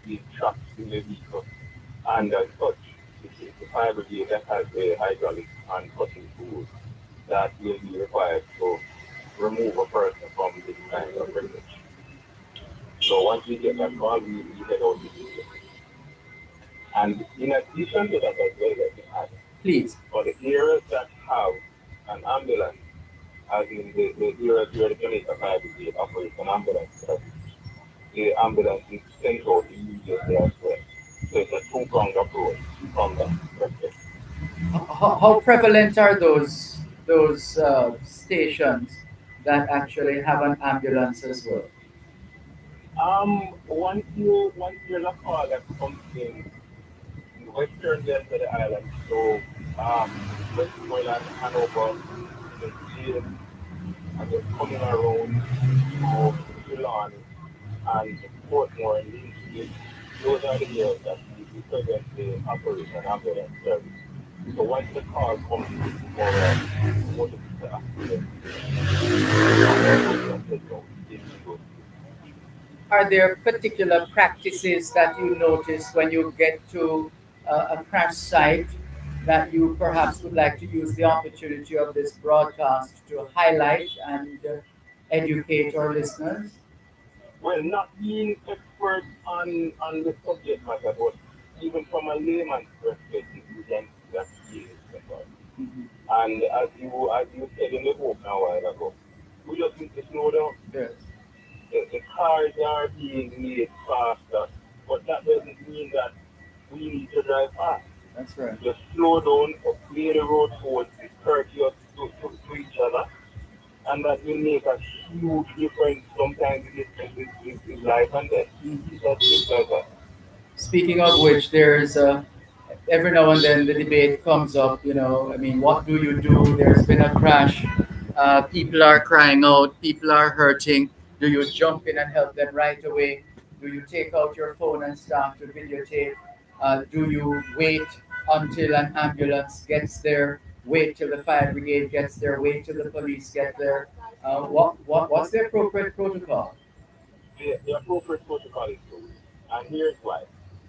You not being an individual that has any kind of training, and you might not have the tools and equipment that's required. You might try and, in your way of work conscious to help, because the country that you mentioned before is now becoming very prevalent and overtaking Saturday that want to help. But there are still persons who will want to help. But you might not, as I said, have equipment and you don't have the know-how. And it is extremely difficult if you don't have those things. Because in a motor vehicle accident, for example, there might be spinal damage.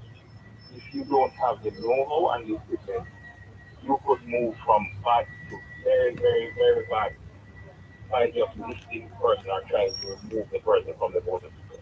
So it's best if you wait on the expert to get to the scene and allow those individuals to get the person out of the vehicle.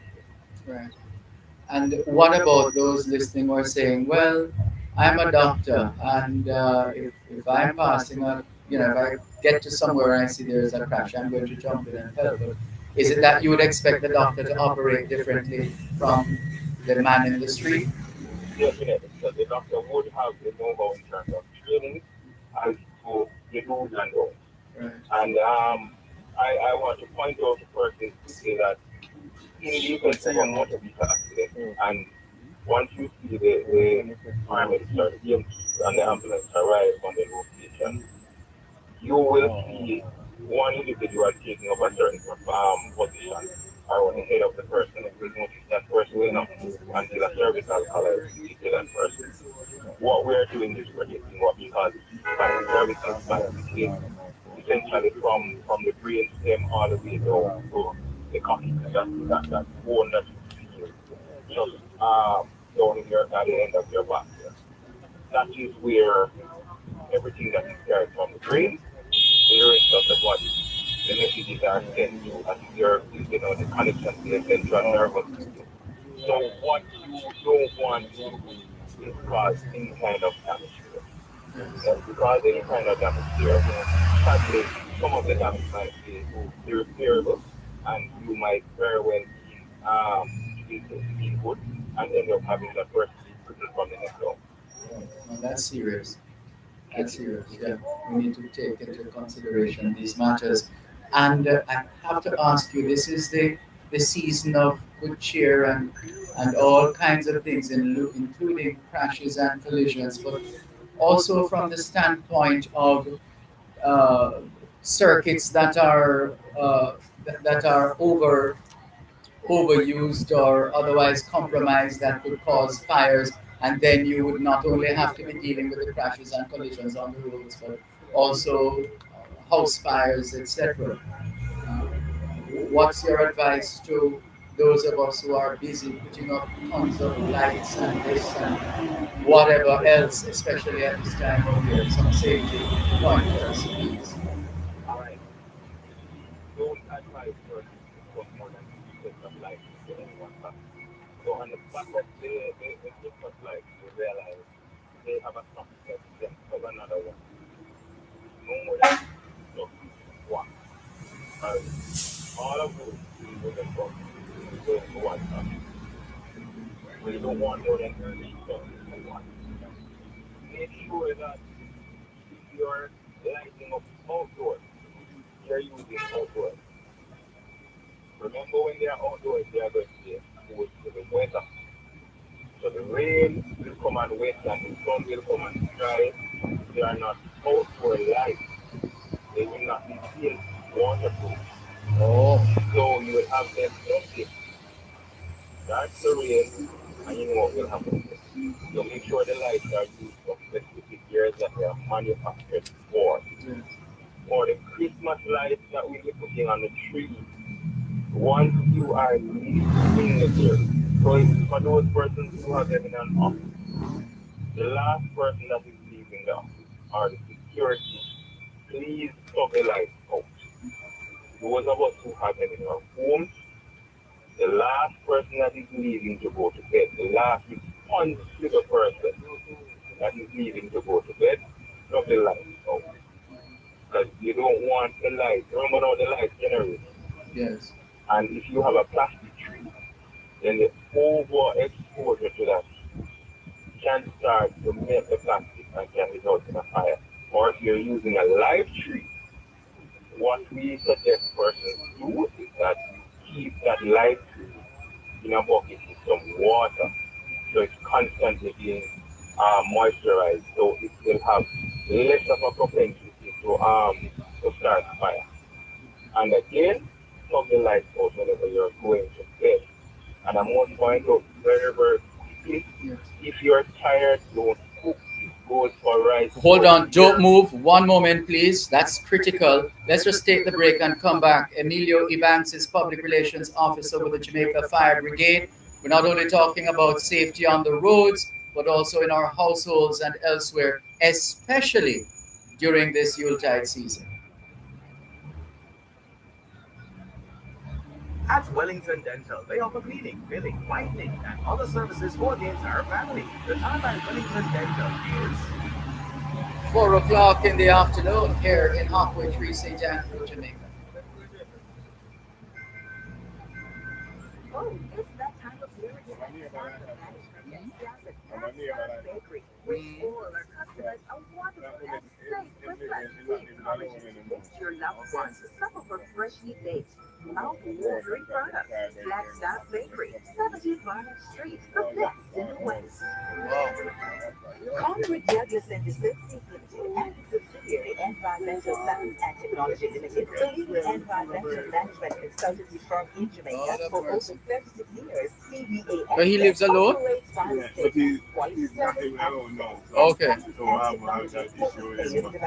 From their family Oh, to yeah, yours, they that's wish what I you was all saying. the best When it's for the coming, season. so, Telephone 876 okay, you bring some food here from the road and some, you know. Kingston, Jan. Nobody will cook it there. I never. Oh. No need to worry. Let's go, studio. Take your time. Take your time. Que ora es en español, son las 4:01, que la retiro en français, les 4:01. Well, the time minutes past 4 o'clock, CNSI, TDN Le, O, CDN, Leon R, Fed. 2 minutes past 4 o'clock in the afternoon, here at 145 Maxfield Avenue, Kingston 10 in Halfway Tree, St. Andrew, Jamaica. This is a part of the Ministry of Transport facilities. So we are at the section of the Ministry of Transport and Mining where the Road Safety Unit, the Island Traffic Authority, and the National Road Safety Council are housed.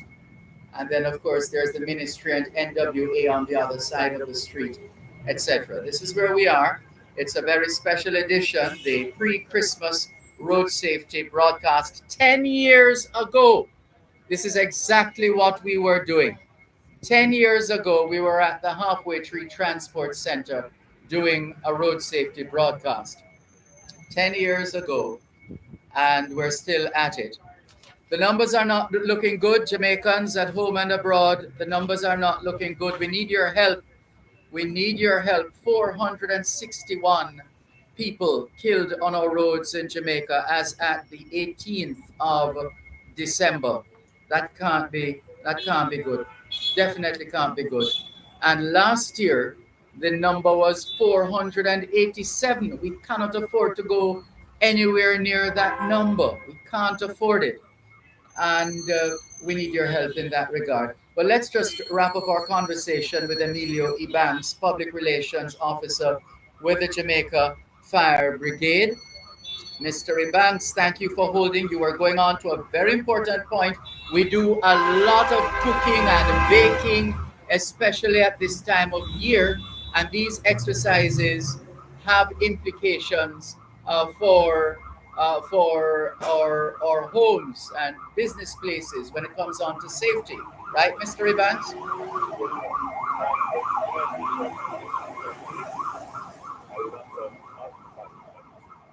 So we are steering for ability to respond effectively by consuming alcohol. And then we are heightening the risk by doing a lot more baking and a lot more cooking. So I must remind persons, if you are drinking, consuming alcohol, allow somebody else to do cooking and baking. It's as simple as that. You don't want any kind of impaired vision or impairing your ability to respond to anything properly. Of course, it's a no, don't drink and drive. We all know that, and but we cannot overemphasize the importance of doing that. As well, I must point out quickly that at this time of the year, the power supplier knows that the demand is greater, so there will be a greater supply. Make sure that your house has the ability to manage that greater supply. So if you've not had your house checked, or if you've had your house wired and more than 5 years ago, it's time to call a licensed and certified electrician to do a checkup. The same way we go to a doctor and do checkups over 5 years, because of the exposure to the heat, we live in a tropical country, some of the insulation and the wires might start to break down. You might have termites over there, you never know. This is a personal situation. I had an investigation of subterranean termites in my house. I didn't know until my light started flickering. I had to call in an electrician immediately, and we had to remove all the wires and rewire the system. So these are things that we must be on the lookout for before it is too late.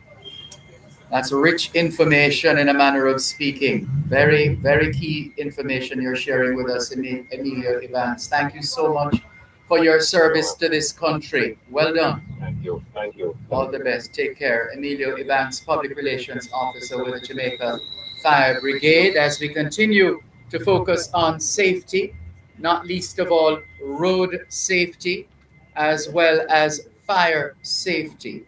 Right now, we are going to speak with Mrs. Paula Fletcher, the indefatigable executive director of the National Road Safety Council, and that big word just simply means she never gets tired, or so it seems. Indefatigable, and she is going to be joining us any moment now. And I think we are ready to go. Mrs. Fletcher, how are you? I'm fine, Dervan. How are you? I am doing well, thanks. Thank you very much for joining us. And please indulge me for a moment, I my I was making the point that Facebook was reminding me that 10 years ago, I was doing a road safety broadcast at the transport center in Halfway Tree. That was 10 years ago. That was when we celebrated Jamaica 50, 2012, wasn't it? Right. Right. And in that year, it was 264. Tragically, 264 people lost their lives, which was the lowest and is the lowest up to now. And then we had last year 487. So we went to the highest. And here we are marching up. We are at 461. And I'm just trying to, I don't know if you've looked at it, thought about it. What did we do or didn't do in 2012?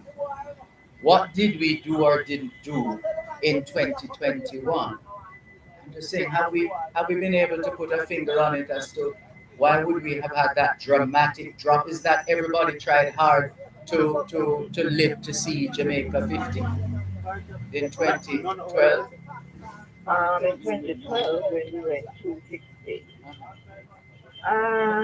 it was, I think, a number of things. Um, one of them is that when we had the highways, especially the very first one, right? That was out by Greece, right? We did see a decrease in traffic crashes.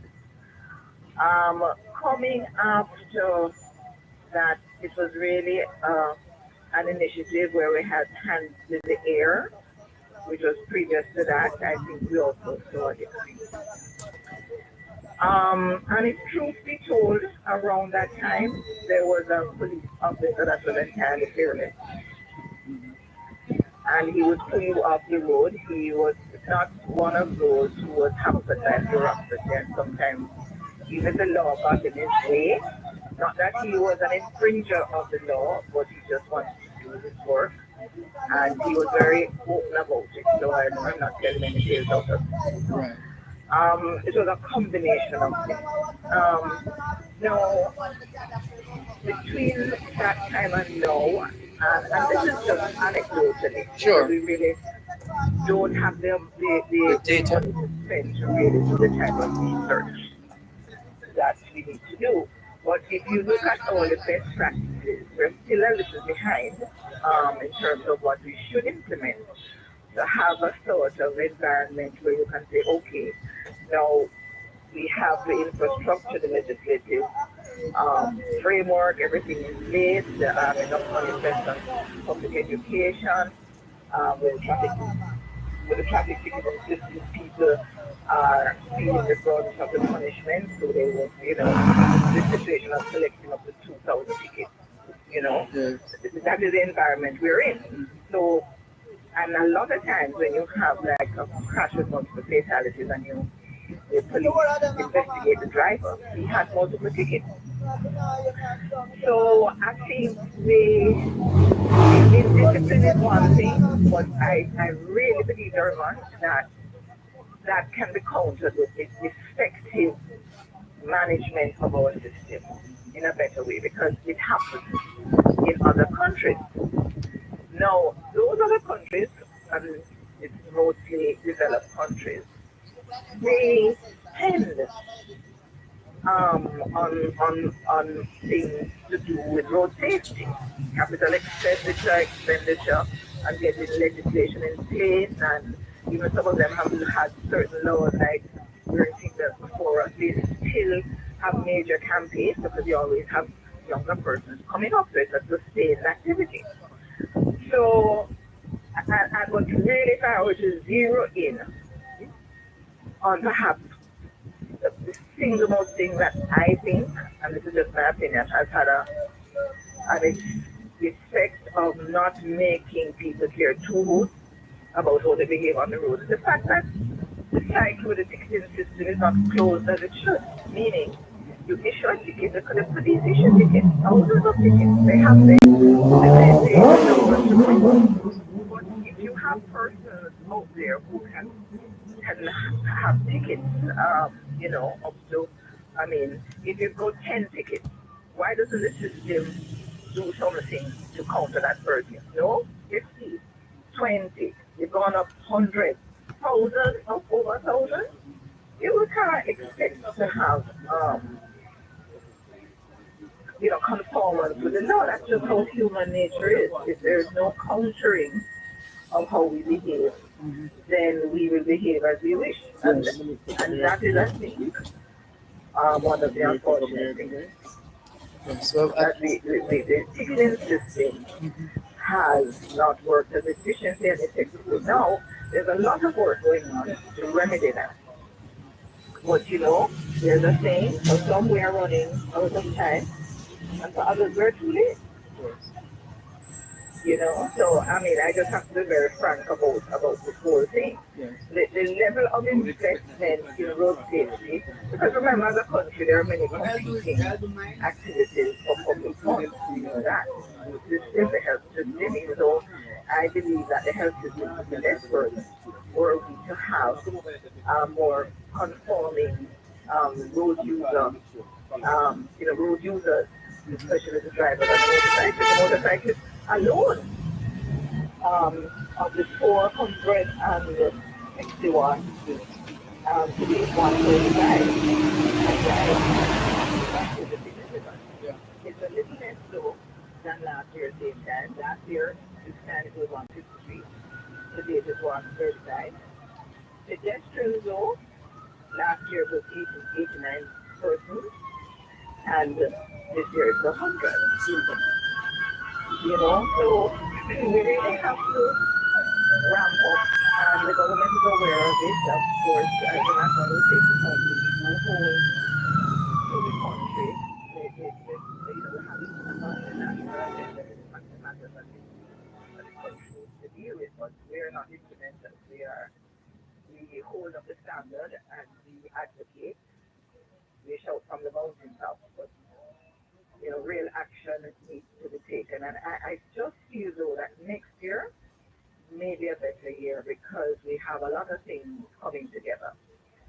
The Minister Chang is working very hard for the ticketing system to really play the role that it should. Because we're involved in the meetings with him. The Prime Minister has instructed that by February 1st, the Road Traffic Act must be operationalized. Can you tell us some more after the break, please? One moment. Right. You're listening to Power 106 FM. The time is now 4:15 on Power 106. Hose Assembly and Supply AJS is the best at what they do. They supply hoses, fittings, and tools. They guarantee the price and quality combined. Branded by you as the hose and the tool boss with the most effective industrial solutions. Come, experience the joy of shopping with the hose boss. Call 833-3936 or visit them at 173 Hackett Road, 2 Charlesworth Crescent, or Montego Bay Trade Center. AJS would like to thank their customers for over 30 years. Hello, miss. We just passed my work code. Yes, I want to pay for learners. Hi, you can visit your nearest tax office to make the payment of $1,800. So, hold on. We can't just Direct payment there. No, sir. The Island Traffic Authority does not collect any form of payment for services at any of our depots. You don't really have to go so far. You can't just do something to me. Or you must locate the tax administration of Jamaica. So visit the nearest tax office to pay for the learners. The depots have no cashiers. The Island Traffic Authority, an entity for road safety good. Kingston Logistics Center, KLC, for faster, easier, smarter shipping and logistics. We help you send, ship, clear, and store barrels, containers, and vehicles. We sell used containers, service refrigerated containers, and customized container homes and offices. Hate the stress? Think KLC. 876-757-5858 or visit www.klclogisticsja.com or 146 First Street, Northwest. KLC, for faster, easier, smarter solutions. Take it easy, take it easy, take it easy. No need to Minister, how are you, sir? My brother, how are you? Good to see you. Fine, thanks. Good to see you. Hi, how are you? We're just wrapping up a conversation, please. Yeah, man. Wrapping up a conversation with Mrs. Fletcher. With who? Mrs. Fletcher of the National Road Safety Council. Yeah. She What was time just- does this thing end? Oh, we end at 5. Okay. I think I have about 5-6 minutes. Is that Yeah, okay? yeah, that's fine. All right. That's fine. That's fine.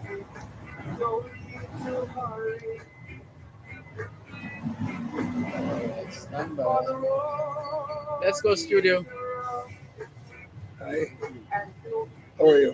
¿Qué hora es en español? Son las 4:18. Quelle heure est-il en français? Les 4:18. Cienzai, TDN le. Sudien Sherba Fen. 18 minutes past 4 o'clock in the afternoon here at 145 Maxfield Avenue, Kingston 10, St. Andrew, Jamaica. Home, or as I've been saying, big yard for the Road Safety Unit, the Island Traffic Authority, and the National Road Safety Council, just across the road from Ministry of Transport and Mining, and also the National Works Agency. And we're here for another in our series of road safety broadcasts. As we said, 10 years ago to this day, we were doing the same thing we're doing now. We were doing a road safety broadcast in the transport center in Halfway Tree Square. So the work continues. The work is never done. Joining us on location, and we'll bring him in the discussion in just a moment, is the minister himself, the Minister of Transport and Mining, the Honorable Audley Shaw. And he has a message, I'm told, as well, which he's going to deliver here this afternoon. But before he does, wanted to give Mrs. Paula Fletcher, Executive Director of the National Road Safety Council, the opportunity to conclude what she was saying. We were going to the break, and then we wrap. Mrs. Fletcher. There are quite a few positives going into 2023 because Minister Horace Chan, Minister of Security, is determined to have the ticketing system working.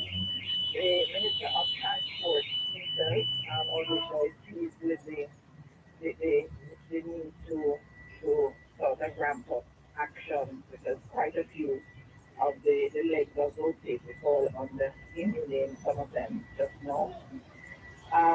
Last week, earlier this year, the Prime Minister, our chairman, assigned the Minister of Storage Green special responsibilities for road safety. We met last week, we met this morning. So I think there is greater attention and greater priority being put to this whole matter of road safety promotion. We're supposed to be working on a new policy for the country, which will dictate the strategies and activities of all the stakeholder ministries. The critical thing there, and I must warn, is that it has to be funded. This is our second policy. The first was not funded. And this one, I'm hoping, will fare differently. We're hoping that we'll get a percentage of one of the fines or so that we can have money to do the things that we need to do. We're pressing ahead with making representation for funding for the White Road, the Elegant Corridor, where quite a few crashes occur. But it's going to take a bit of money, $34 billion, to upgrade that stretch of roadway. Meanwhile, we're asking for longer strips to slow the traffic along that stretch where the various hotels are half moon and all that. And of course, there are other low-lying routes in the Road Traffic Act where hands-free use that will accommodate people who are saying do not use your phone at all while you're driving because of the cognitive factor. So we're really hoping that all the things that are being worked on and everything will come together for 2023. And that we will not find ourselves in this dilemma. We're way over 400 Gaming to Eddie at end of the year. It's all because, our relatives, our neighbors, our classmates, our co-workers. So this is a situation that needs attention.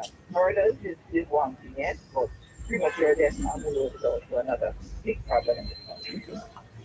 And Mrs. Fletcher, you have given us hope in all that you have said, and we trust, as you have said, 2012, when we had the lowest number of fatalities on our roads, 264, different moving parts came together. Some things came together, and that's why we experienced what we experienced.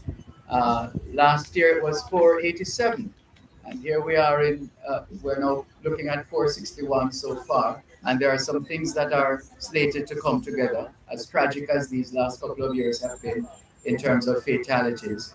But there is some hope. Hope springs eternal, and we look forward to those elements coming together, Mrs. Fletcher. And we remain committed.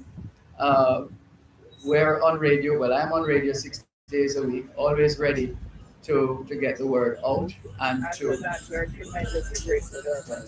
Sincerely so.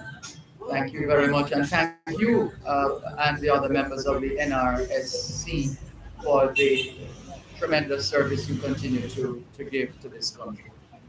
You just one quick thing, Sure. one that I didn't mention, motorcyclists. We have had that program, but we stopped because of COVID, because we didn't have large numbers there in one day. But the last time we talked to the last time was Sunday, but restarted again with some funds from the Ministry of Security, but that will take us perhaps to the end of the financial year. And so that's another thing that the government has to put their hand on. Funding to continue this program where boots on the ground, we go into the communities. Because there was a testimony from a fellow who got trained by the previous cohort we did at Mountainside, St. Elizabeth. So we're 2 5 Sundays ago doing the second cohort there. And somebody from the first cohort came and told the group, wear your helmet. He was in a crash, he was blindsided by a motor vehicle, and he hit the pavement, and the helmet split in two, meaning that it absorbed all the energy from the traffic impact of that collision and that hit onto the ground was absorbed by the helmet. So here is this motorcyclist coming and I said, listen man, wear your helmet. This is what happened to me. The biggest thing he had was a shoulder dislocation. But he lived to tell the tale. Yes. No, that's most telling. Thank you very much for sharing, You're Mrs. very Fletcher. welcome. All the best.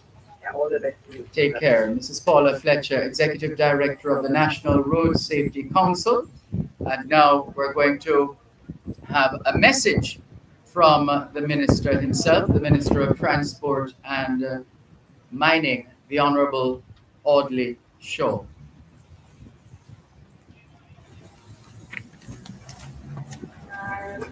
No need to hurry. No, no, Over to you.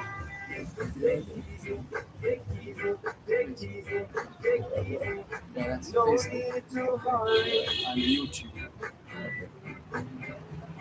For the road. Come back, studio. So now we're going to hear from the Minister of Transport and Mining, the Honorable Audley Shaw. Thank you very much, Mr. Malcolm, and to all of our listeners, and and to those that you can communicate with. I just want to say today, the 19th day of December, and we have lost already 461 lives so far. This is unacceptable. And I urge all road users to choose life this Christmas season. Why rush when you can leave out early to an event? Speed limits have been implemented to ensure drivers drive safely, but too many persons are disobeying our speed limits. taking our roadways for a racetrack, putting themselves and others at risk. Speeding remains the number one cause of fatalities recorded to date. Remember that the higher the speed, the higher the impact from the crash. I take the time to remind the public of the three types of pollution that we have in this country. The vehicular collision, which occurs when the vehicle collides with an object such as a light pole, a wall, or another vehicle. The human collision, where occupants of the vehicle collide with each other and with the interior of the vehicle, such as the dashboard, the broken windshield. And the third collision, which is the internal human collision. This is where the internal organs get damaged and contributes greatly to death. I implore motorists to ensure they wear seatbelts and that their passengers wear them too. For those transporting young children, ensure the proper child restraint is used. Our motorcyclists remain the category of road user with the highest fatalities. They too fail to obey the rules of the road. We have those who refuse to wear a helmet. And for those who do wear them, they opt for the incorrect one. I'm using this medium to remind them, motorcyclists, that under the new Road Traffic Act, they are required to purchase an approved helmet with the purchase of a motorcycle. Also, motorcyclists, please wear the proper shoes when driving and do not drive with slippers. While you are enjoying the festivities of the season, do not drink and drive, but have a designated driver who is sober and not tired. Parents, accompany your young children on the road and teach them to look right, left, and right again. The carnage on our roads is devastating. Every life lost to road crashes has a severe impact on society and our communities. Let us make an effort to be cautious as we traverse the roadways this Christmas season. Let us close 2022 as responsible road users.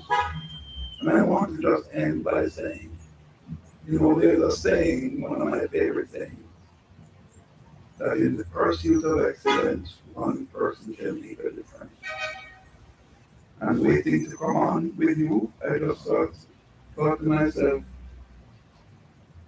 in the pursuit of road safety, one person can make a difference.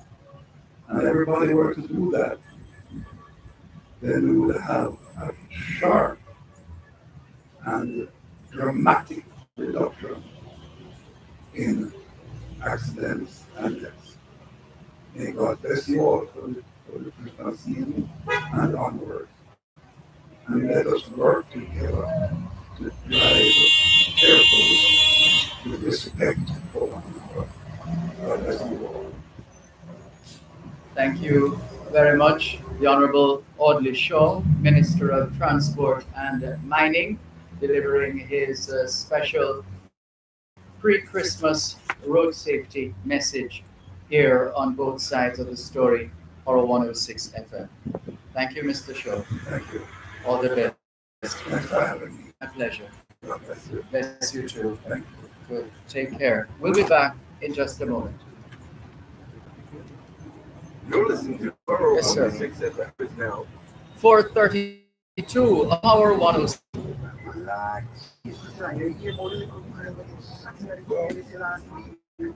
Orange shirt, right? It's not orange, right? I have two shirts to wear to OBs this week. This one, and there's a green one which I'll wear to the park for this tree lighting ceremony. We're doing a broadcast tomorrow. Okay. So it's just So because your order was coming, you decided to go orange. You decided to balance me out. Believe me, it was a plan. I don't have any control over the shirts I get. These are branded shirts. You decided to balance I me don't. out. All the best. Bless you too. Take care. All the best.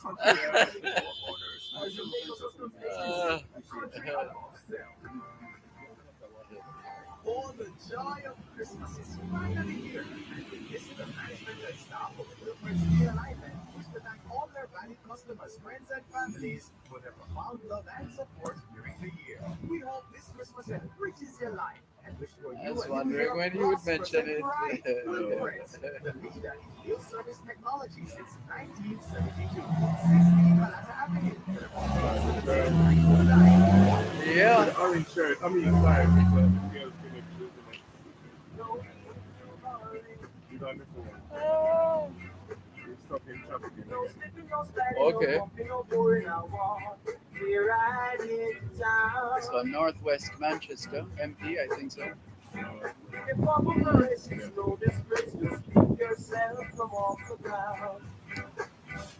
Let's go studio. ¿Qué hora es en español? Son las 5:26. Quelle heure est-il en français? Les 5:26. 现在几点了？5点12分。26 minutes to 5 o'clock in the afternoon.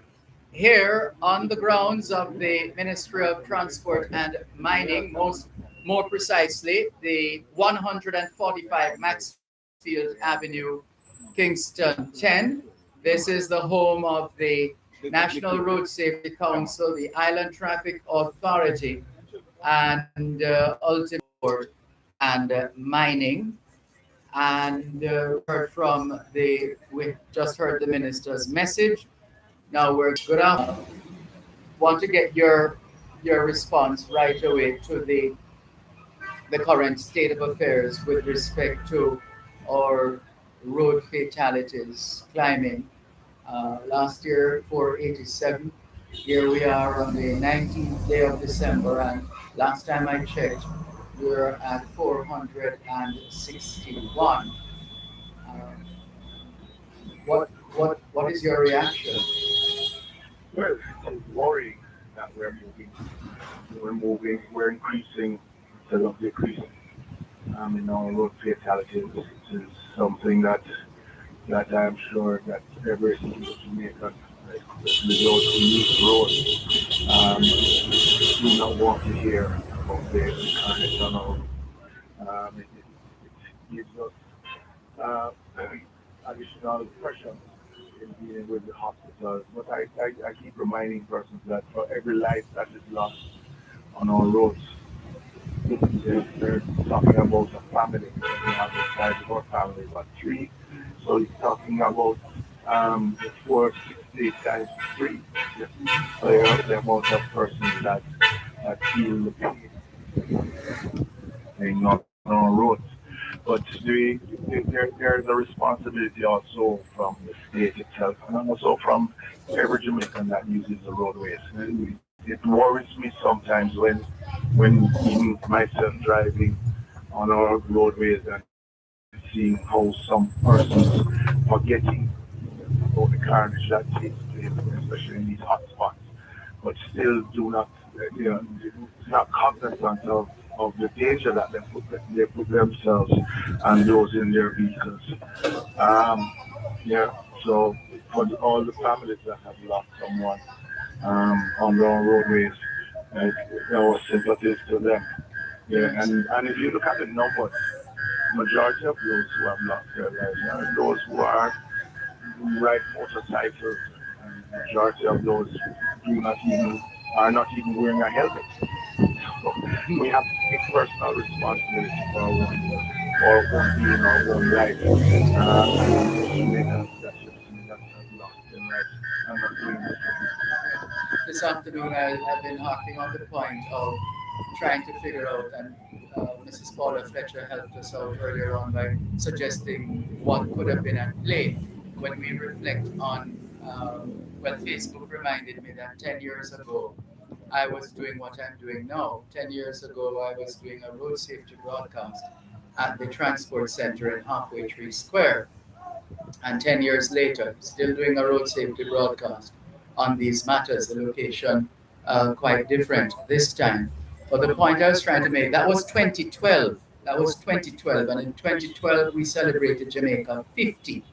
And the number of fatalities went down to 264, the lowest to date. And then we went up last year to the highest ever, 487. Now we're at 461. And I've been all afternoon just asking the question, what is it that we did or didn't do back in 2012, why the number went down so dramatically? And what is it that we did or didn't do, why the numbers have gone up or went up dramatically back in 2021?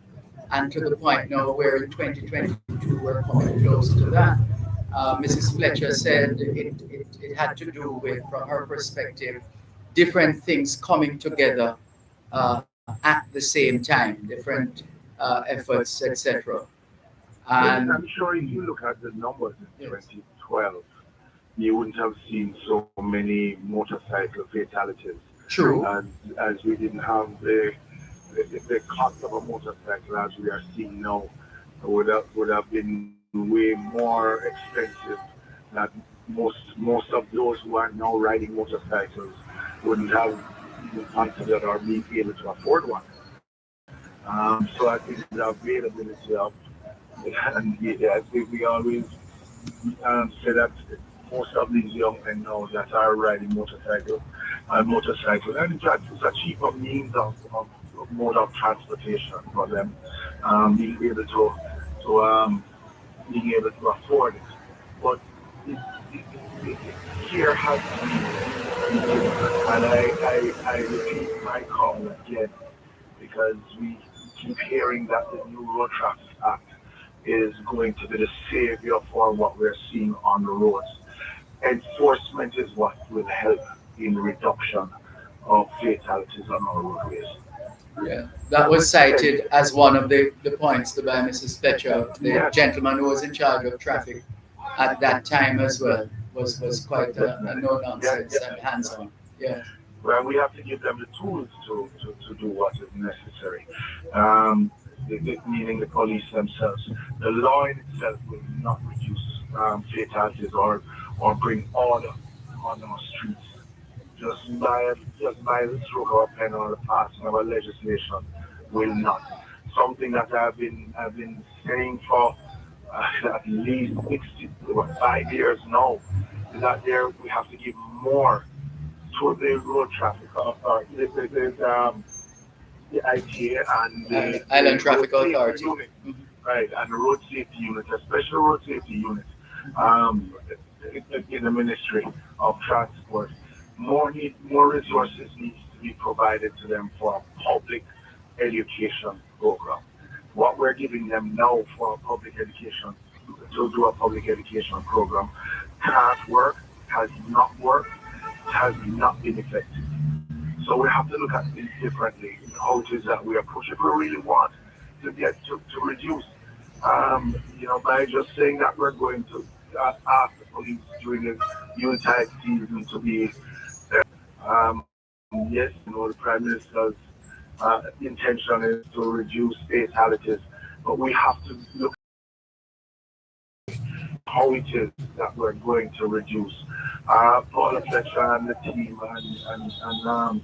and Doc with the National Road Safety Council and the team, they everything into road safety. I think we give not bringing the results, desired result itself to take the lead role in this. And we have not role on. And there's a tendency also, well, apart from pointing fingers at the motorcyclists and with the taxi operators, generally the thought is that they are perhaps some of the most reckless on our roads, and that racking up tickets uh, and all. How do you have a fix for that? Yeah, but if you look at the numbers, I mean, driving dangerous is one thing. That we're looking at fatalities now. And again, I said that enforcement. Everyone has to be brought in line. We have allowed the issue of just how it is that we use our roadway in a very nonchalant manner. And then when things become crisis is when we start making noise and doing things to correct it. The general point I'm trying to make is that we need to do things differently. If we're expecting a different result, then we need to do things differently. We keep on doing things the same way and expecting a different result, and it's not working. And you know, it would have been interesting to see what we did differently last year compared to this year to help to reduce fatalities on our roads. And that is what's going to make the difference. But if you give them the same tools, not getting the results, and then expect that road fatalities will reduce, then we're not serious about reducing fatalities on our road. We know where the hot spots are. They have done all the mapping already. Um, Coaches know that we're going to take change to those hot spots. That will reduce road fatalities.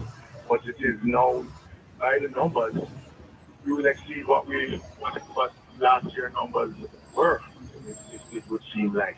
And that is really frightening. Losing over nearly 500 Jamaicans on our roadways in the last year is really a frightening figure. And just imagine the pressure on our healthcare system, the pressure on families themselves. It's something that we need to deal with as if we are in a crisis situation.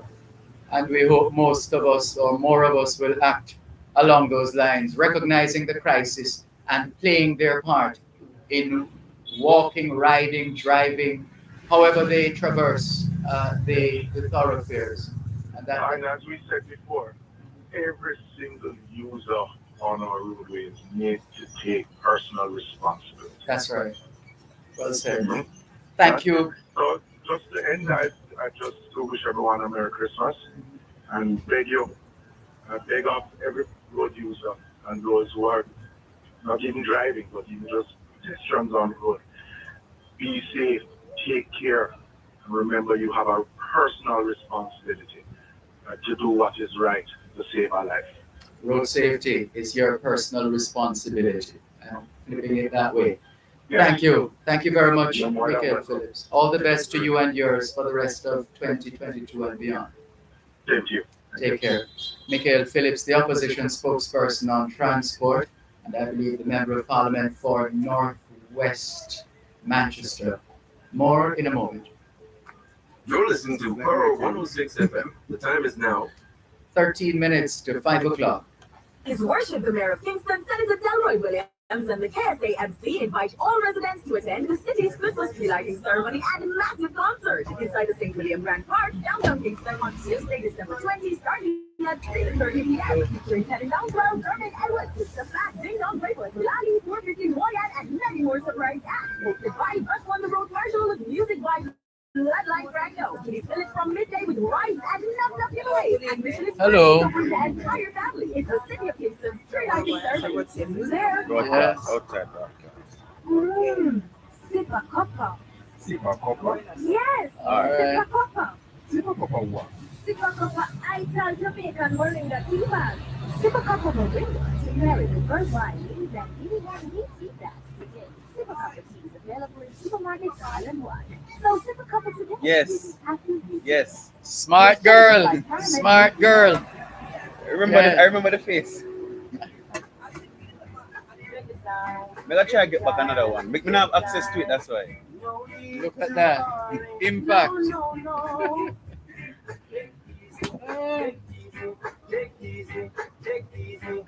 No need to hurry. Other way, I think. Wait, this way? For the road. Stand by. Let's go. ¿Qué hora es en español? Son las 5 menos 12. Quelle heure est-il en français? Les 5h-12. 现在几点了？5点加12分. 12 minutes to 5 o'clock in the afternoon here on the grounds of the Ministry of Transport and Mining, more precisely 145 Maxfield Avenue, Kingston 10. And to give you a little more detail, this is the home of the Road Safety Unit in the Ministry of Transport and Mining. It's also home to the National Road Safety Council and the Island Traffic Authority, the head offices of the Island Traffic Authority. Joining us now is a gentleman who has been doing such a remarkable job that the children don't forget his face at all. Because just now, a mother, I'm assuming it's a mother and a daughter stopped by the broadcast position and just to find out what's happening here. I'm not running the bee because the bee means not just honey but money, but you can't afford a sting right now. But just after that, the little girl said something. She said you came to her school. Yes. You remember her? Yes, I do. Which school was that? St. Anne's Primary. Look at that. You were unforgettable. Yes. I hope the lessons were have been taken and it's been Yes. Yes. Well, which obviously you've been doing the rounds. How do you determine which schools to go to, when to go, what to transmit to the students? From time to time we look at the statistics. Or did I introduce you properly? Dante Mass, Education and Information Officer in the Road Safety Unit. Please go ahead. Yes, so from time to time we look at the statistics and we look at the hotspot areas, look at the parishes with the highest fatalities, and then we put our education. Your target areas, especially the main roads where the schools are, right at the front. For example, when we did class, it's on the main road, other schools, along toll roads, schools like those. But also we get requests from time to time from schools. Actually, when we did St. It was under the JSIF, Safe Routes to School program, where we trained, 8 schools. We trained 8 first, and then we trained another 7, so 15 schools in total. So St. Anne's Primary was one of the latter batches. I see. And there are some listening to us, and they're going, yes, it's good to teach the children the right thing because they are pedestrians for the most part. They're road users. Yes. In general. But what about the adult population? Yes. We target because even last week, Mr. Hare and Mrs. Sinclair presented at a PTA session because they have to target the parents. So I did the school, did the children, and they did the parents. So, we talk about all things road safety, vehicle maintenance, checking to ensure that your children are in the proper child restraint. We talk about, the road traffic act and what's to come, what the parents are supposed to expect, the response system, all of those things. So we target the parents, we target companies also. So from time to time, companies will request us to come in, talk to their fleet of drivers, because companies that have bearers. So they drive motorcycles, they drive motor cars. So from time to time we go in and speak with them also. Even now, even for January we have requests we have on our calendar events to go to speak with parents already. So, yeah. I see. Well, let's talk a couple of things. There are a couple of new things that are to come with the new Road Traffic Act, for example. And so the public awareness from as we can get that information to the youngsters and the license and that process. Yeah, the driver's license permit. Oh, okay. Provisional driver's. Some people know it as the learner permit. Yes. Yeah. Okay. So that is something different. No man, it's the Or it's same. just It's the to same learners, but there are some changes to come, and some persons still don't understand how to go about getting it, especially with the introduction of the road code test. okay. So a lot of persons don't know that they have to do a free road code test. Now, you have to be at least 17 years of age to apply for your learner's permit, right? Now, before you can get your learners, you have to do a free road code test. Now, that test, which comprises of 20 multiple choice questions, you have to get or attain 15 out of 20 or more, but 15 is a pass mark. Once you're successful, you will be required to go to the tax office to pay $1,800 to get the learners. But before you can go ahead and do the test, you have to make an appointment. So you can either visit the depot of your choice, to book the appointment, or you can contact the Island Traffic Authority's head office via email at driverslicense@mtw.gov.jm, or you can call 754-1900. So you would need to just say which depot you want to go to, your name, age, TRN, set up the appointment, and you can read that regular, that red book, the driver's manual that persons usually drive Yes, there. I That will I'm help. in the process of cleaning up my and rearranging my home office. And Yes, yesterday, I have two copies. yes. Yesterday, I took them down. Yes. Yes. So what that can help them, our YouTube channel that can also help them. We have road safety videos on our channel that can assist with the, getting ready for the road code test. Yeah, that's more modern. Well, by all means. Yes. So once they are, once they have, read the book and they set their appointment and they go, Yes. it's, road code. When they talk about road code, signs and markings, how to use the roadways, things like that. Now, once you're passed, you get to go to the tax office now to pay for the learners. The learners now, once you have received it, it's valid for 1 year. Mhm. Within that 1 year, you have to, under the new road traffic act, you have to have your learners for at least 6 months before you can apply for the license. So it's valid for 1 year, but within that 1 year, you must get your license. There are some youngsters listening to us, and they perhaps don't remember or don't know, but they're anxious to start learning to. So once you're 17, you can start the process for applying for this. Now, there are some changes. So the road code test, that's a part of the new road traffic act, but that took effect January 20th. So if you had a learners before January 20 and that learners is expired, in order to renew that learners, you now have to do the road code test. But if you did the road code test, when it took effect, and let's say that now expires, you can renew that license without doing the road code test. All you do is go to the tax office with a certified photograph and fill out the driver's application form and pay the fee $1,800. But you won't be required to do the road code test again because it will be in the tax office system that you have passed it.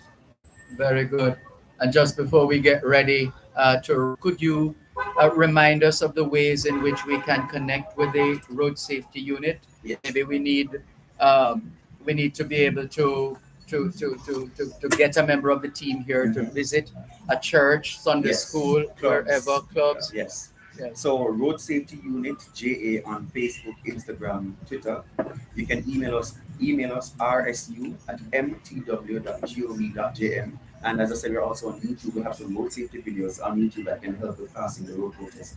And for ITA, Island Traffic Authority, JA, across all platforms. And you will have information on the road code test, driving abstract, how to get the driving abstract, how to check your outstanding tickets, all of those things are on the ITA page.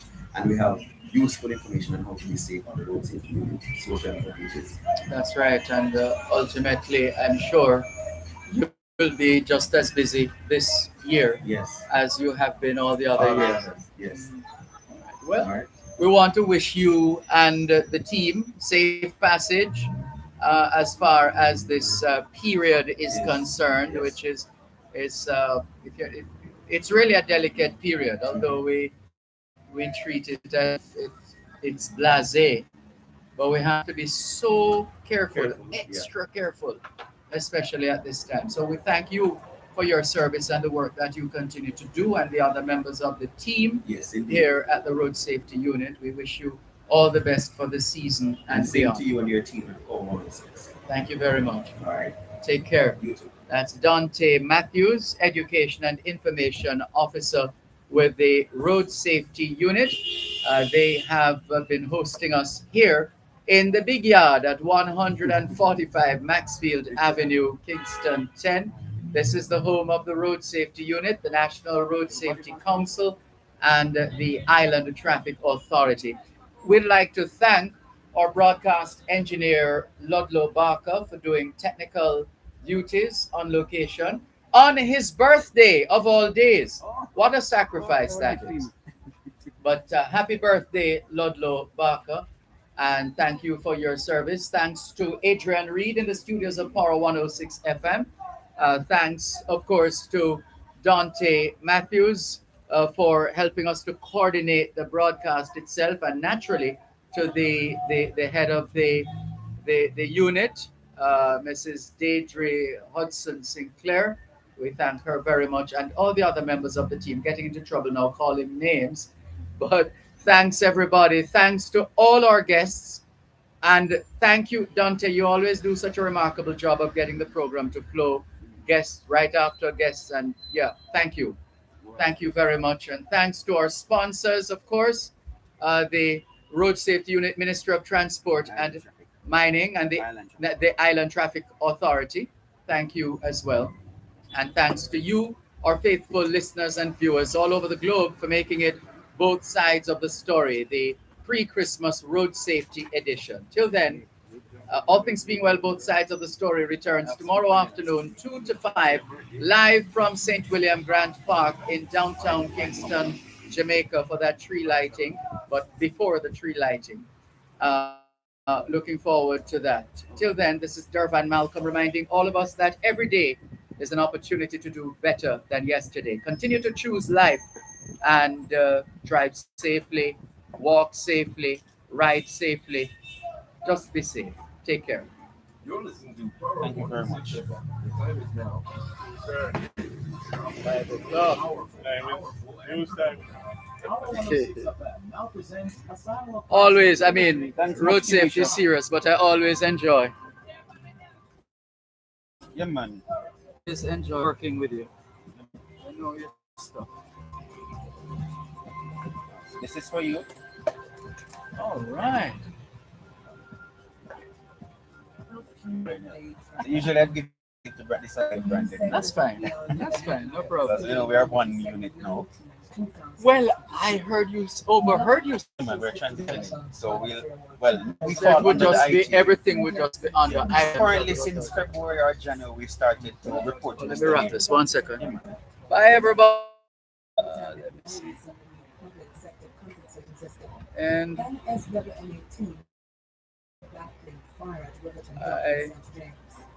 and